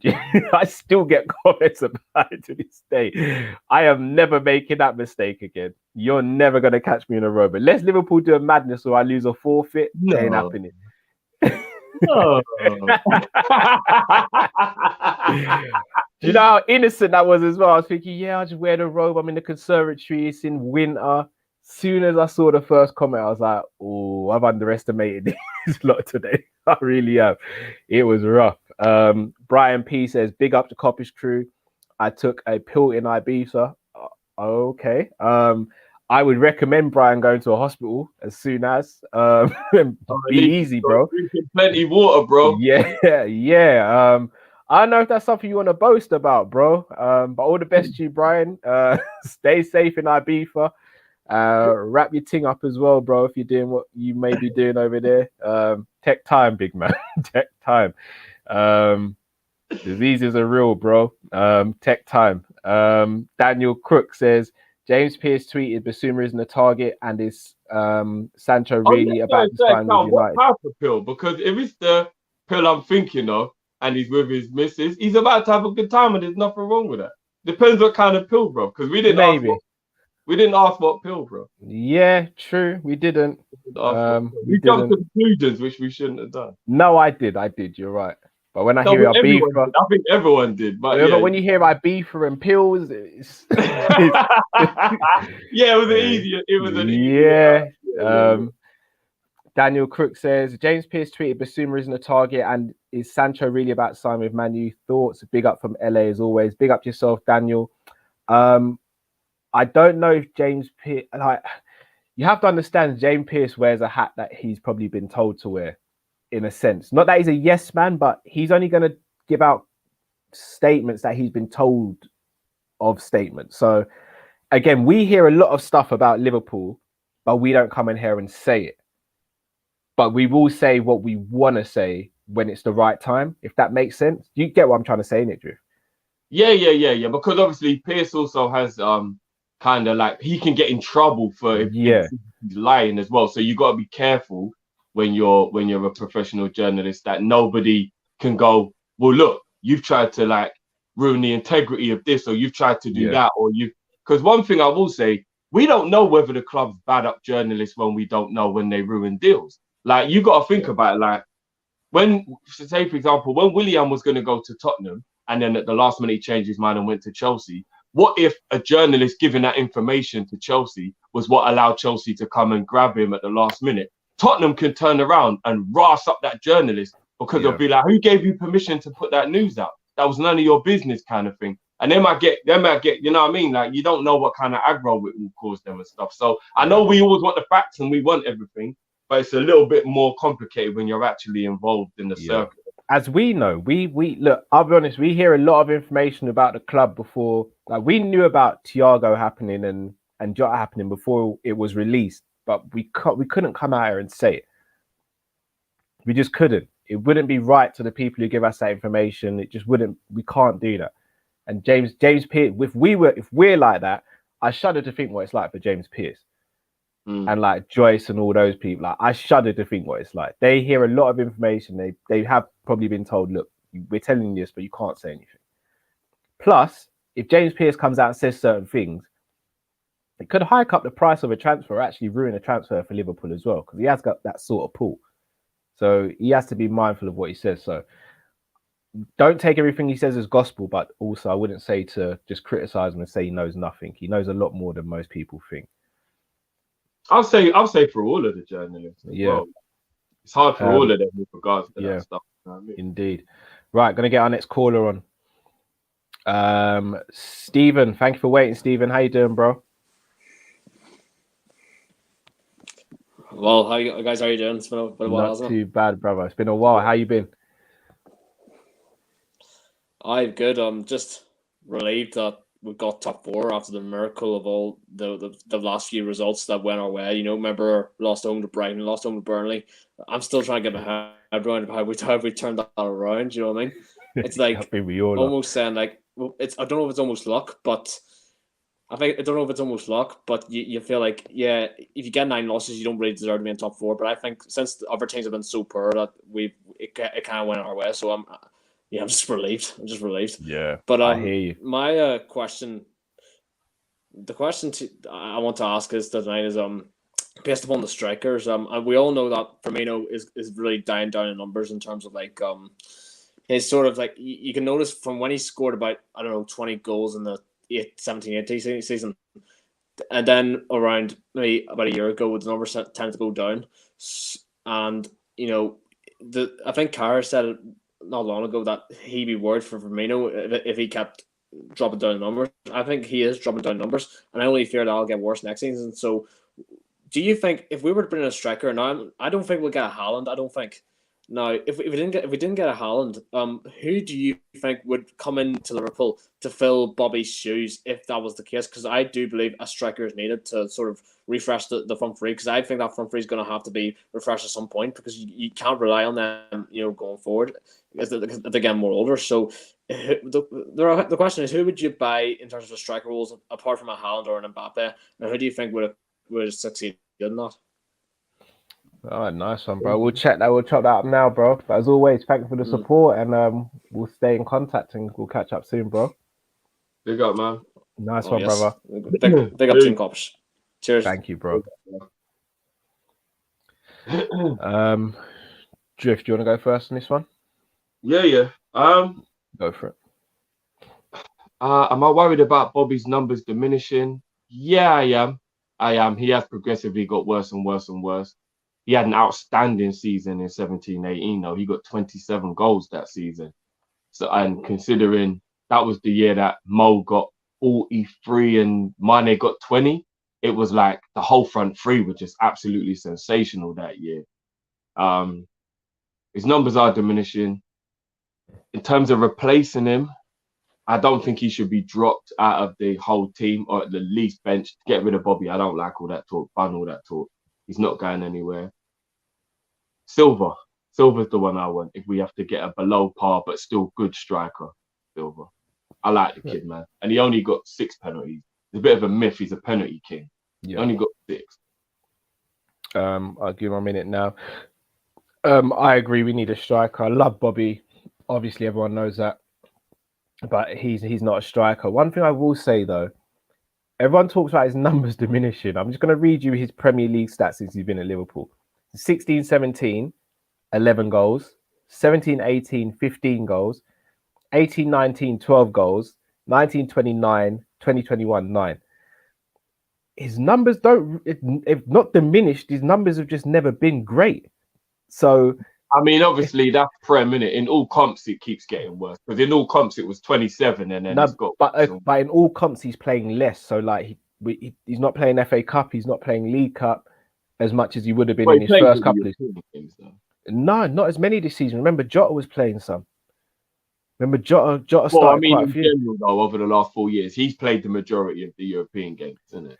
Yeah, but again, we've not got to the final for a couple of years either. So again, that's another thing to factor in. So I actually don't think his numbers are, well, as we saw, same amount of goals year on year last year in this season. The problem is he's not a striker and he never will be. We need one. And as you said, if it's not going to be Haaland or Kane or Mbappe, then Andre Silva for me is the next way to go. I tell you what, yeah, in defense of Firmino as well, because I don't want to just keep on piling on him. And I feel guilty because I was probably the one who piled on him the most. I call him Robert. I do feel bad about that. But, bro, you know what it's like. When you're upset and you're angry, man, it's hard to keep yourself. When he literally missed the chance before you go into the review, you're like, fucking hell, this thing. But away from home, he's an absolute savage.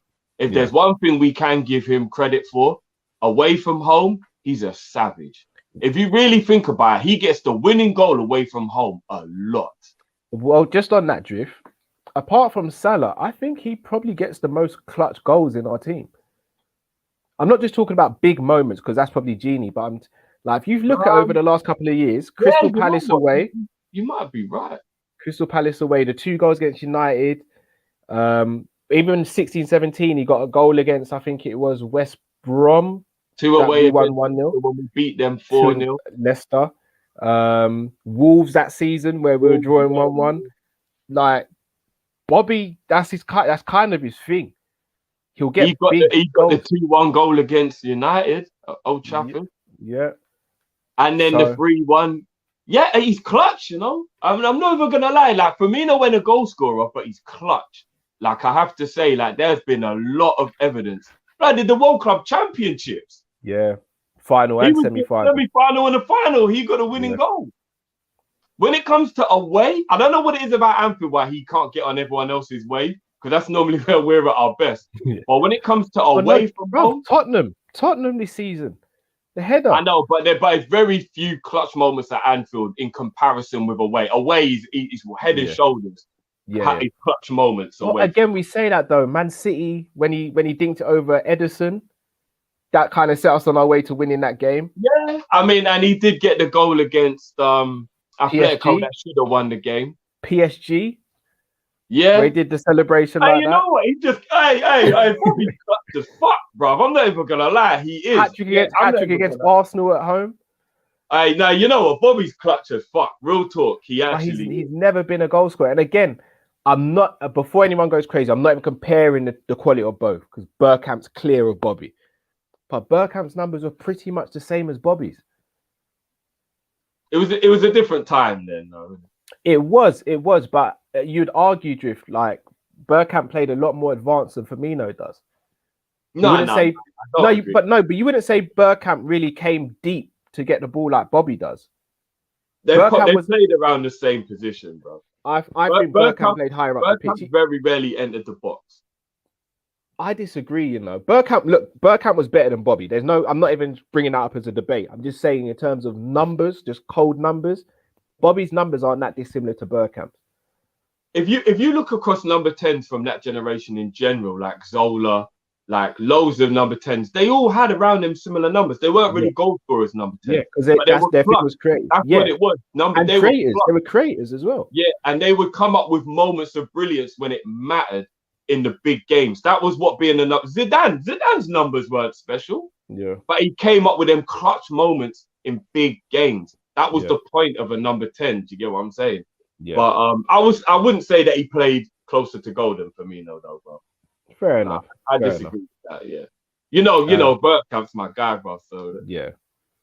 Gotta bring our next caller. So we got Scoop. I know I'm going to get in trouble from Scoop because I just mentioned Bergkamp as well. Oh, don't worry, Callum. You're all good. How you doing, bro? Yeah, I'm good, man. Yeah, Callum, just a quick word on that. You're not in trouble or anything, but I do just want to say that if you watch the Arsenal team, obviously it depends on the specific area you're talking about. Pires and Ljungberg from the left and right wing were always like driving past Bergkamp. Yes, that's and then true. obviously had Henry as well. So if anything, Bergkamp was like the fourth most advanced forward. Very true. So just very true. I guess just bear that in mind. Yeah, that is true. That is true.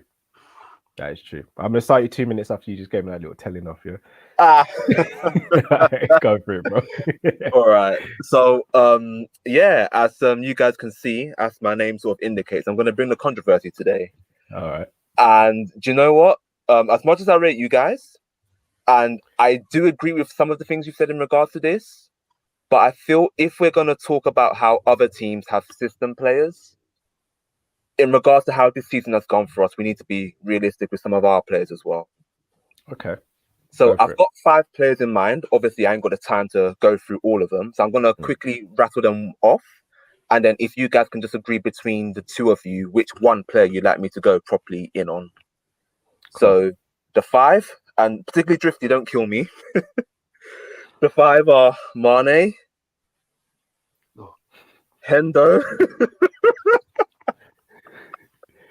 Gomez, Robbo, and this is a bit in bad taste because he's leaving, but Genie. I'll say Robbo because we speak about him the least. Yeah, same. Robbo. All right. All right. So quickly, I think this season it's kind of exposed that Robbo isn't really good in like open play. Going forward, hear me out. So he's got a brilliant crossing time for this one, you know, Scoop.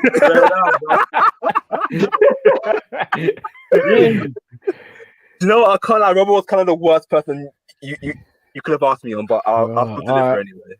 Go on, bro. Like in terms of like going forward, he's obviously very enthusiastic and whatnot. You know, drives forward with like purpose and enthusiasm. But in terms of like actually like being intricate in terms of play, I feel that's where he's lacking. The biggest example I can give you is was it the Real Madrid game when Thiago dinked that ball into Robbo, and rather than like just like having the composure to just control the ball and then understand what to do, he drove into the ball and then it went out for a goal kick. And I feel that kind of defines Robbo to a T. You know, he's very enthusiastic and he drives up forward of purpose. But when you actually give him the ball in space and you in tight spaces, and you ask him to sort of work around the opposition, I feel that that's where he's lacking. Whereas with Trent, although Trent was a bit hit and miss, I feel towards the end of the season he kind of showed what he's about, and that he's someone that can deliver in all kinds of situations. Whereas with Robbo, I feel that he's kind of limited in that aspect. Fair enough, Scoop. Very interesting. I was gonna say before you come off the stream, so look, I'm speaking like behind your back. You know, I fully disagree with all of that. Of course, I can see through your faces. Don't worry. Yeah, but obviously, I'm gonna articulate why, because you articulated why you. And Scoop, just quickly as well, bro, because it doesn't have the icon in the middle. Are you in a dark room, bro? No, literally, I've taken the video off, so no camera. Okay. Yeah. No, but it's weird because it will normally have the icon in the middle. I thought you was like so vexed you were just in a dark room.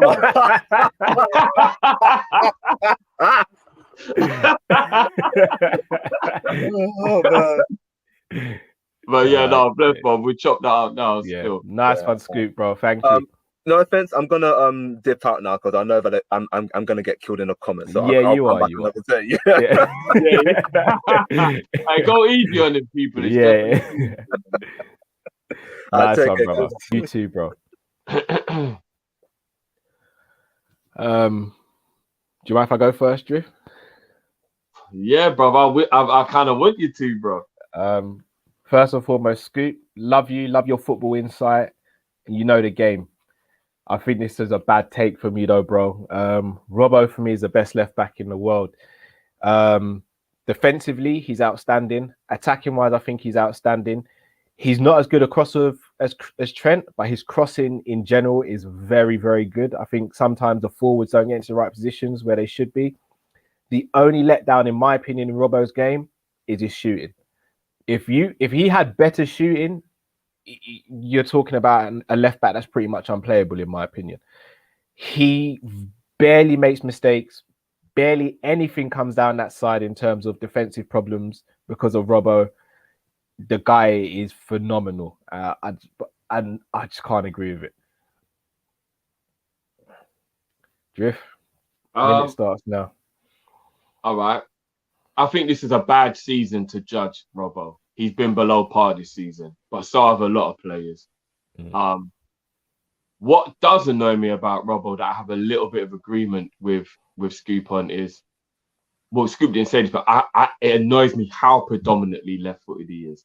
And I know a lot of left-footed people are like that, but there's a lot of time when he cuts inside and he could put a right-footed cross in, but because he's so bad on his right foot, he becomes very predictable. He's going to cut back onto his left to make the cross.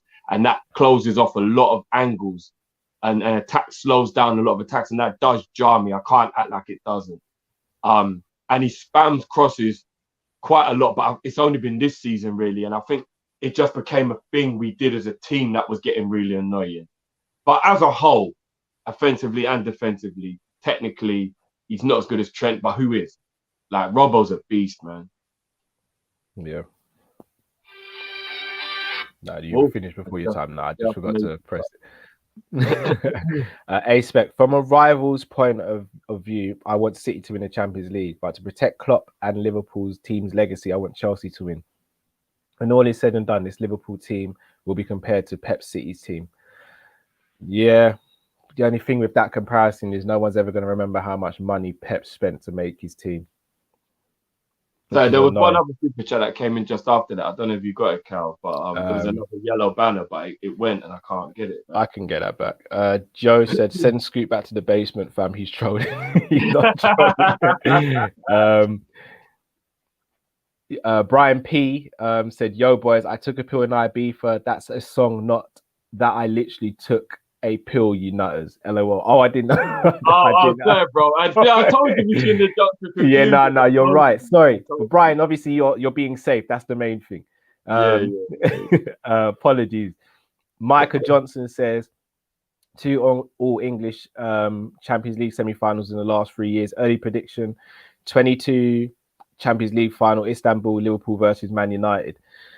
Boy, Liverpool... A Liverpool Man United final would be the biggest final in history. I just want to big up everybody who's part of the organisation of the Champions League for one thing, that you took away an English team guaranteeing a win at Istanbul. That's our shit. Fuck all the other English teams. No way does any other English team get to call Istanbul their holy grail. Yeah. That is our holy grail. Yeah. Fate. There, you know, Cal. Fate. Because it's an all-English final, so it was a guaranteed English team was going to win at Istanbul. When we talk about Istanbul, there's only one fucking English team you talk about. Yeah? Facts. Tell him again. Damn right, Drew. Tell him again. Tell him again. But they're trying to play. Sure. What a bomber club. We get our next caller in. Dum, dum, dum, dum, dum. Dum dum dum dum dum dum dum dum dum dum. I'm a warrior, people. Warrior. Oh, I can barely hear you, bro. Getting a lot of feedback. Oh, is this better? Yeah, that's better. Yeah, just a bit. Yeah. Okay, amazing. I wanted to pick you guys up. Amazing show. I've been watching for about 2 years now. Oh, bless you. Oh, bless you, man. All right, should we start? Yep, all started, bro. Still getting some feedback though, bro. Yeah. Oh, okay. Is this better? Yeah, that's better. Yeah. Okay. It's coming in and out. But go on, we can deal with it. It seems to be when you're not talking, to be fair. All right. Maybe it's because I'm on a cell phone. I'm sorry, I don't have a mic and stuff. No, it's all right. All right. So the first, I got three quick points. The first one being, I know Elliott's been doing amazing in the championship, and everybody's bigging up and waiting for him to come back. But nobody's really bigging up Wilson.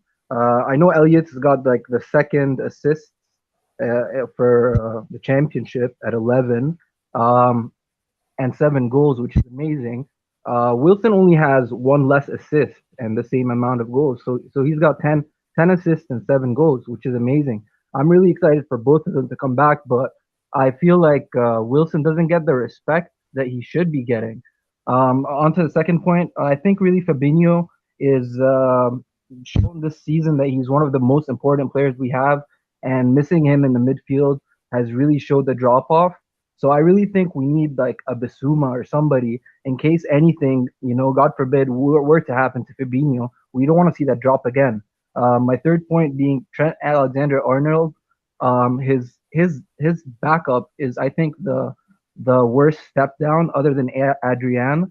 So I was thinking maybe we should look at like somebody like a Ricardo Pereira. He's been on the bench for most of the season, I think, for Leicester, and he can play right back, left back, right midfield, and that's about it, really. Big up Kop-ish. Love you guys. Been honestly this whole pandemic time, you guys have helped so much. No, Thank you. Really appreciate those kind words, man. And thanks for calling in, man. No worries. I hope you guys heard everything. Take care. You too, bro. Big up, man. Big up. Some great points, man. Yeah, indeed. Do you want to go first, or do you want me to go? I'll go first on this one. So I agree with a lot about the Wilson stuff. The problem is with Wilson is he's a lot older than Elliott, and I think Wilson's numbers can be a bit deceiving because he kind of has bursts of goals. So he scored that hat-trick, for example, for Cardiff towards the end of the season, and he will score set pieces as opposed to being a consistent threat and a regular goal scorer throughout a season. Whereas I think Elliott was a regular good player throughout the season, so he's impacting for more games than Wilson did. In terms of Fabinho, yes, he's probably one of the most important players in our team easily. And yeah, that's why I look at someone like a Basuma, because if Fabinho were to be out, I'd be comfortable with Basuma playing as a DM. Even though our record with Henderson as a DM is very good, I'd rather see Henderson play more advanced if he's going to play midfield. And then Trent, I agree. I love Nico, but the drop-off is immense. And Vamos! Get out! Get out, Man United! Get out! My own medicine tastes bitter still. Yeah, we need a backup for Trent, but I don't think that will happen this summer. Yeah, Jeff, your time. Wilson, I'll give him credit because 10 assists is still impressive. But I'm guessing when you take corners and free kicks, you're probably a lot more likely. But then you can't take that away because Trent's corner is how Alisson scored, so you can't take that ability to whip a ball in properly away. But it's the age. It's the fact he's 6 years older. That's what it is. It's the age thing. But I ain't got nothing against Wilson. I do like the kid. I do. What was the other one? Sorry. Fabinho alternative. Yeah, we definitely do need to get another. We need to get a player who can play the 6 and the 8 the way Genie did. Basuma's perfect for that. But the AFCON is an issue. I'm not gonna lie. And what was the other one? Trent and Nico. Even I've got to accept Nico isn't actually good enough for the drop off to not be there. And you lot know I rate Nico more than most people. But I think Gomez will actually be the backup right there. Payback, baby. Vamos! Get out! Get out, Man United! Get out! The laugh at the end, and it's such a cheeky laugh, bro. You get the advantage that you've got the questions so that you don't take the second to ask them. I get if my memory's got to remember and flipping answer as well. Thiago 6 says, yes, lads, I feel Konate deal has blown away our transfer budget now. Reliant on sales, ideally, we still need a centre midfielder and a striker. So who do you think we sign for them positions? Centre midfield. To pay up front. You know what we're like with the installments. That's the first time we've ever dropped a big wad of cash all at once, right? Supposedly, anyway. Supposedly. I mean, for me, I'd go Basuma. If I had to pick one centre midfield, I'd go Basuma. As an attacker, it depends how much money we're able to raise before I can say. If we're able to raise 100 mil, then I'd be happy to use 100 mil on an attacker. You know what's mad as well, yeah? Because we suffer from this a lot with having a lot of Brazilians. It's not even just that AFCON you have to think about in terms of international football as well. Also Copa America. And not even just that, bro. If you've got any player from the other side of the world, the traveling, even if it's not interfering with the season, is a mazza. When we got the international break, and the Europeans are going away to Switzerland and that. Those journeys are quite short. But you see the Brazilians, if you've noticed, they always need an extra day because that journey to South America is far. Do you know what I mean?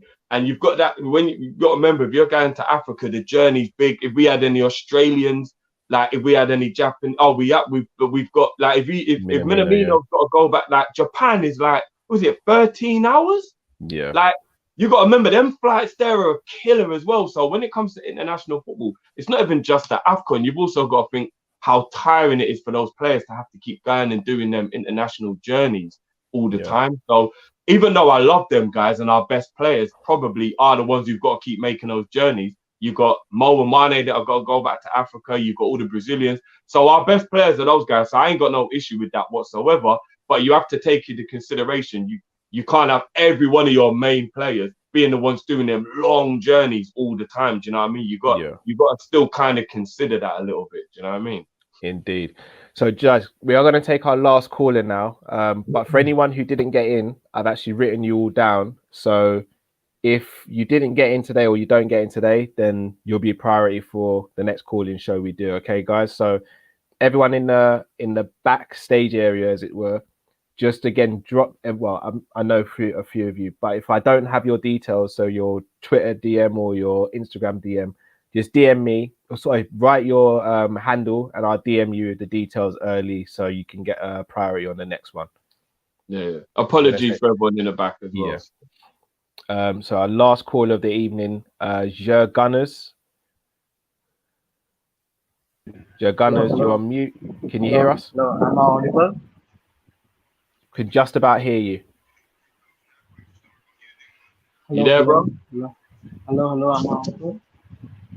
You're really low, bro. 1 minute.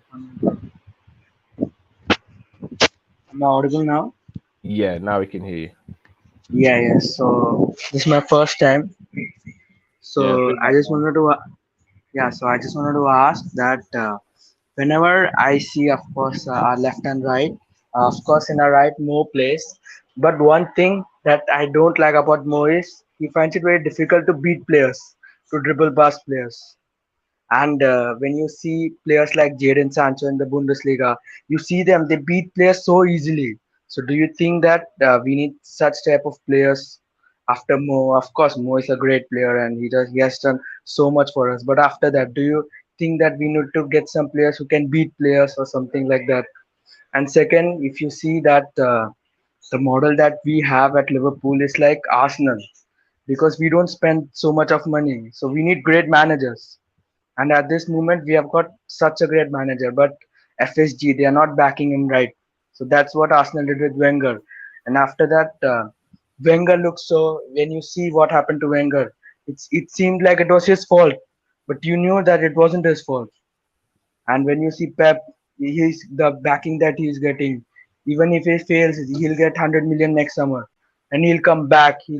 So yeah, I feel bad for Jurgen. That's it. So what are your opinions on that? Great questions, bro. Great questions. And thanks for your first time calling in. Much appreciated. Big up, man. Big up both of you, man. And even Matt. Bless you, bro. Bless, man. We'll chop that up now, bro. Indeed. That's a very good point you made about Wenger. You know, Wenger carried Arsenal for a long time, man. Yeah. That was why it was so harsh that their man started to do the proper Wenger routing, because I get he was starting to lose it a bit, but he carried Arsenal for a lot. His back is strong. He must have needed to go to the chiropractor at least once a week, bro. Daily. Shout out to Kall for your super chat, Kall. But here's the problem. So it's like, you see, even to use another team, Tottenham, for example, when Tottenham get cussed about their ownership and stuff, who is it that everyone speaks about? It's Levy, isn't it? But there's also Joe Lewis that no one really messages either. Well, no, now they are. Now since the Super League thing, is it Enid or what? That someone it's mainly Levy who gets it, isn't it? Yeah. So it's like whoever's the face seems to get it in the neck, unfortunately, and Wenger was the face of that operation. But I mean, we'll start a minute now, Drift. I'll quickly go first. Yeah, I agree with that. I think I don't want to see Klopp's reputation ruined the way that Wenger's was ruined. But at the same time, Wenger didn't speak up either. So it's like, it's a double-edged sword, because if you speak up, then you're kind of being disloyal. But if you don't speak up, then you got to take the rap as well, innit? So it's one or the other. In terms of Salah, I completely agree with everything you said. Salah is brilliant. I'd never want Salah to go. But we do need a winger who can take on players at will, which is why I'm so high on us getting Neto or Sancho, because they have got that quality and they can score goals and assist as well. So I think that's why I'm high on and keen on one of those. Before I come to you, Drift, Kall says Jimenez is a striker. If you said to me that before the injury, I'd have been all over it. But that injury, man, we need to see how he comes back from it. Yeah, it could be mentally hard for him to get over. Yeah. But as a player, I love Jimenez, man. He's quality. He's quality. I hope whether he comes to Liverpool or not, I hope he gets back to where he was, and I hope it doesn't affect his career. 100%. He's a legend just for coming back from that injury, to be honest. Know what though? Apparently he is 100% healed. Like all the scans, his brain, his skull, he is 100% healed. But for precautionary reasons, he'll wear a head guard. No, of course, I hope so. He'll be completely fine. Apparently, he's 100% recovered, which is great news. I know this is really off topic, but is there not an argument that all players should just wear that head guard? I'm not even gonna lie, bro. You see, like, remember I told you like that little story into my life that I hated headering, and it made it hard to be a striker because when someone's pinging a crossing or the goalie's booting the ball, it was always me who had to header, and I hated it. You know them Sunday league balls, they're not the one on a cold. Yeah, might. But even little things like, you see, like when the defender gets the head wrap, because I hate headering so much, I even think to myself, that's a bit of an advantage. Like, I think I'd probably have less issue going up for a header if I had this big bandage around my head, because it'll feel like a form of protection. It's a bit like UFC when I always say to you, I have no idea why not everybody don't wear them ankle things. I know it's only a little bit of protection, but it must feel better than just having bare foot, though. No, you don't feel it's weird. The ankle things, a lot of people don't wear them because if you get caught in a leg lock or a heel hook, it's harder to get your foot out. No, but putting that to one side, though, if you're kicking or taking kicks, wearing that must feel a bit more protected. Nah, because they kick with the shin, innit? No, I mean, like, for you yourself, when you're like checking the kick or whatever. Like, for me personally, I'm not gonna lie. Like, look at the other day when Barbosa got that cut. That cut was where if he was wearing that sock, it would have been protected. So where he's kicking, he cut himself because he didn't have that sock on. If he'd have that sock, you know what I mean? Like, I don't know. I'm just saying, it just feels like it would just be, even if 5%, it just feels better. So you're right. I feel like everybody should probably wear that head guard for real. For real, like I would be against it. Yeah. Asen says controversial one here, but would you reckon for Nat's career leaving on a high for first team football would be a win-win for all parties involved? Yeah, effectively it would, because he'd leave the club and be well thought of and always have a special place in our hearts. But I want to have a big squad going into next season. Yeah, so do I. But from his point of view, he really would do well to go to a club like a Brighton or somewhere and actually be a starter and get a proper career. I do agree with that. And he's good enough. He's proved he's good enough at that level. Thiago 6 says, we need a CM and a striker before outgoings. Do you think FSG would finance it before outgoing? I don't think it's possible. What do you lads think? I don't think they'll do it before outgoings. I don't think we're going to buy anyone, but it definitely won't be before we sell anyone. Yeah. Oh, hold on. Is this true about Grealish going to City? Yeah, they want him. Yeah. It isn't official as in like it's a thing, but it is actually true that they want him. Well, creditable journalists are saying that he's on their list. Yeah. Why? But there's a very, very high possibility that Grealish and Kane are the two additions to the City squad that already just won the league. Oh, if that happens, then allow it, man. It's just No, come on, Ojif. Like, look, I'm all up for competition, but how do you compete with that? No, seriously, bro. Like, it's getting silly, isn't it? That's the point, isn't it? Oh, thanks, man. Ended the show on a downer. What's your thoughts on Joe Gunner's questions, Drift? So obviously the question about FSG and Wenger and Klopp comparisons, and then second question was What was the second question again? About Mo being able to beat a player. Mo beating players. Yes. What's your Yeah. thoughts? Yeah. On the Jurgen and the Wenger comparison, it is quite true. I think they both are men of integrity who do hide the flaws of the owners because they're loyal men. I agree. I just hope behind the scenes Klopp's letting their man know how it feels. Don't air the laundry, but I hope behind the scenes he's letting them know because you're right. They need to give him whatever he needs to be successful. We should have won at least 2 or 3 titles under Klopp, and we've only won 1 because they ain't backed him enough. And I've always said I do hate that none of our front players beat people anymore, and that is why I'm all for getting a winger who can beat his man. But what I will say though, I think it's because all of our players have become obsessed with goal scoring due to the pressure of the goal scoring or that feeling of needing to for the whatever. Mo can beat a player, so can Mane. They can. They're just obsessed with goal scoring now. Yeah. It's made them predictable. Yeah, very true. You know how cocky both of them are. They can beat a man, you know. Yeah, Mane's better at beating man than Salah is, I think. Yeah, he is. But they've become especially Mo. It's like coming on the left to shoot. It's predictable. That's why he always ends up running into people because they know what he's gonna do. He's got to start thinking. But you know, if we had a killer, bro, he wouldn't need to always be like, I've got to score the goal. I've got to score the goal. If Harry Kane was in the middle, he wouldn't have to think like that, and it'll make it less predictable. And he'd probably get more goals, bro. Yeah, very true. Gangan Deep says, hope you're well. Happy with Konate signing. I would keep Phillips and get rid of Matip. Love the player, but the best ability is availability. A midfielder, creative forward, or goal scorer, and must to compete. I'm going to be real. If Kane and Grealish go Man City, then we're competing for second. With all due respect, I love my club. I'll never give up on my club, but you have to call it how it is. If City get Kane and Grealish, and they don't lose anyone big, I agree with ridiculous that we should keep Phillips and sell Matip though. Matip is. I love Matip, but he plays like 12 games a season. He's got to go. We need to use that money and go and buy another defender, man. We do, and we can get like 20 mil for Matip to one of the German clubs or the French clubs, I reckon. Yeah, like he's got to go, man. He's 12 games a season. That's not enough, bro. Like to this season, we needed him. This was an example of why we can't keep him. We needed him, bro. Van Dijk and Gomez broke down, and we needed him. And by December, he was done. Or by January, say he was done. Like, yeah, man, we gotta get someone else. Yeah, Ace in the industry, Hogwarts hologram Ben to be a beast next season. If he comes good, then it'll be a fantastic story. I just don't see it. Tiago 6 says Tillemans, Keita swap plus 30 mil, Origi and Neto swap plus 20 mil. Yeah, I'd be all up for that. I would do that. I would. I know people are I would do that. It would make a lot of sense. Yeah. And MF says Salah has 5 players around him because he is good. Yeah, very true, very true. But again, I don't think he gets.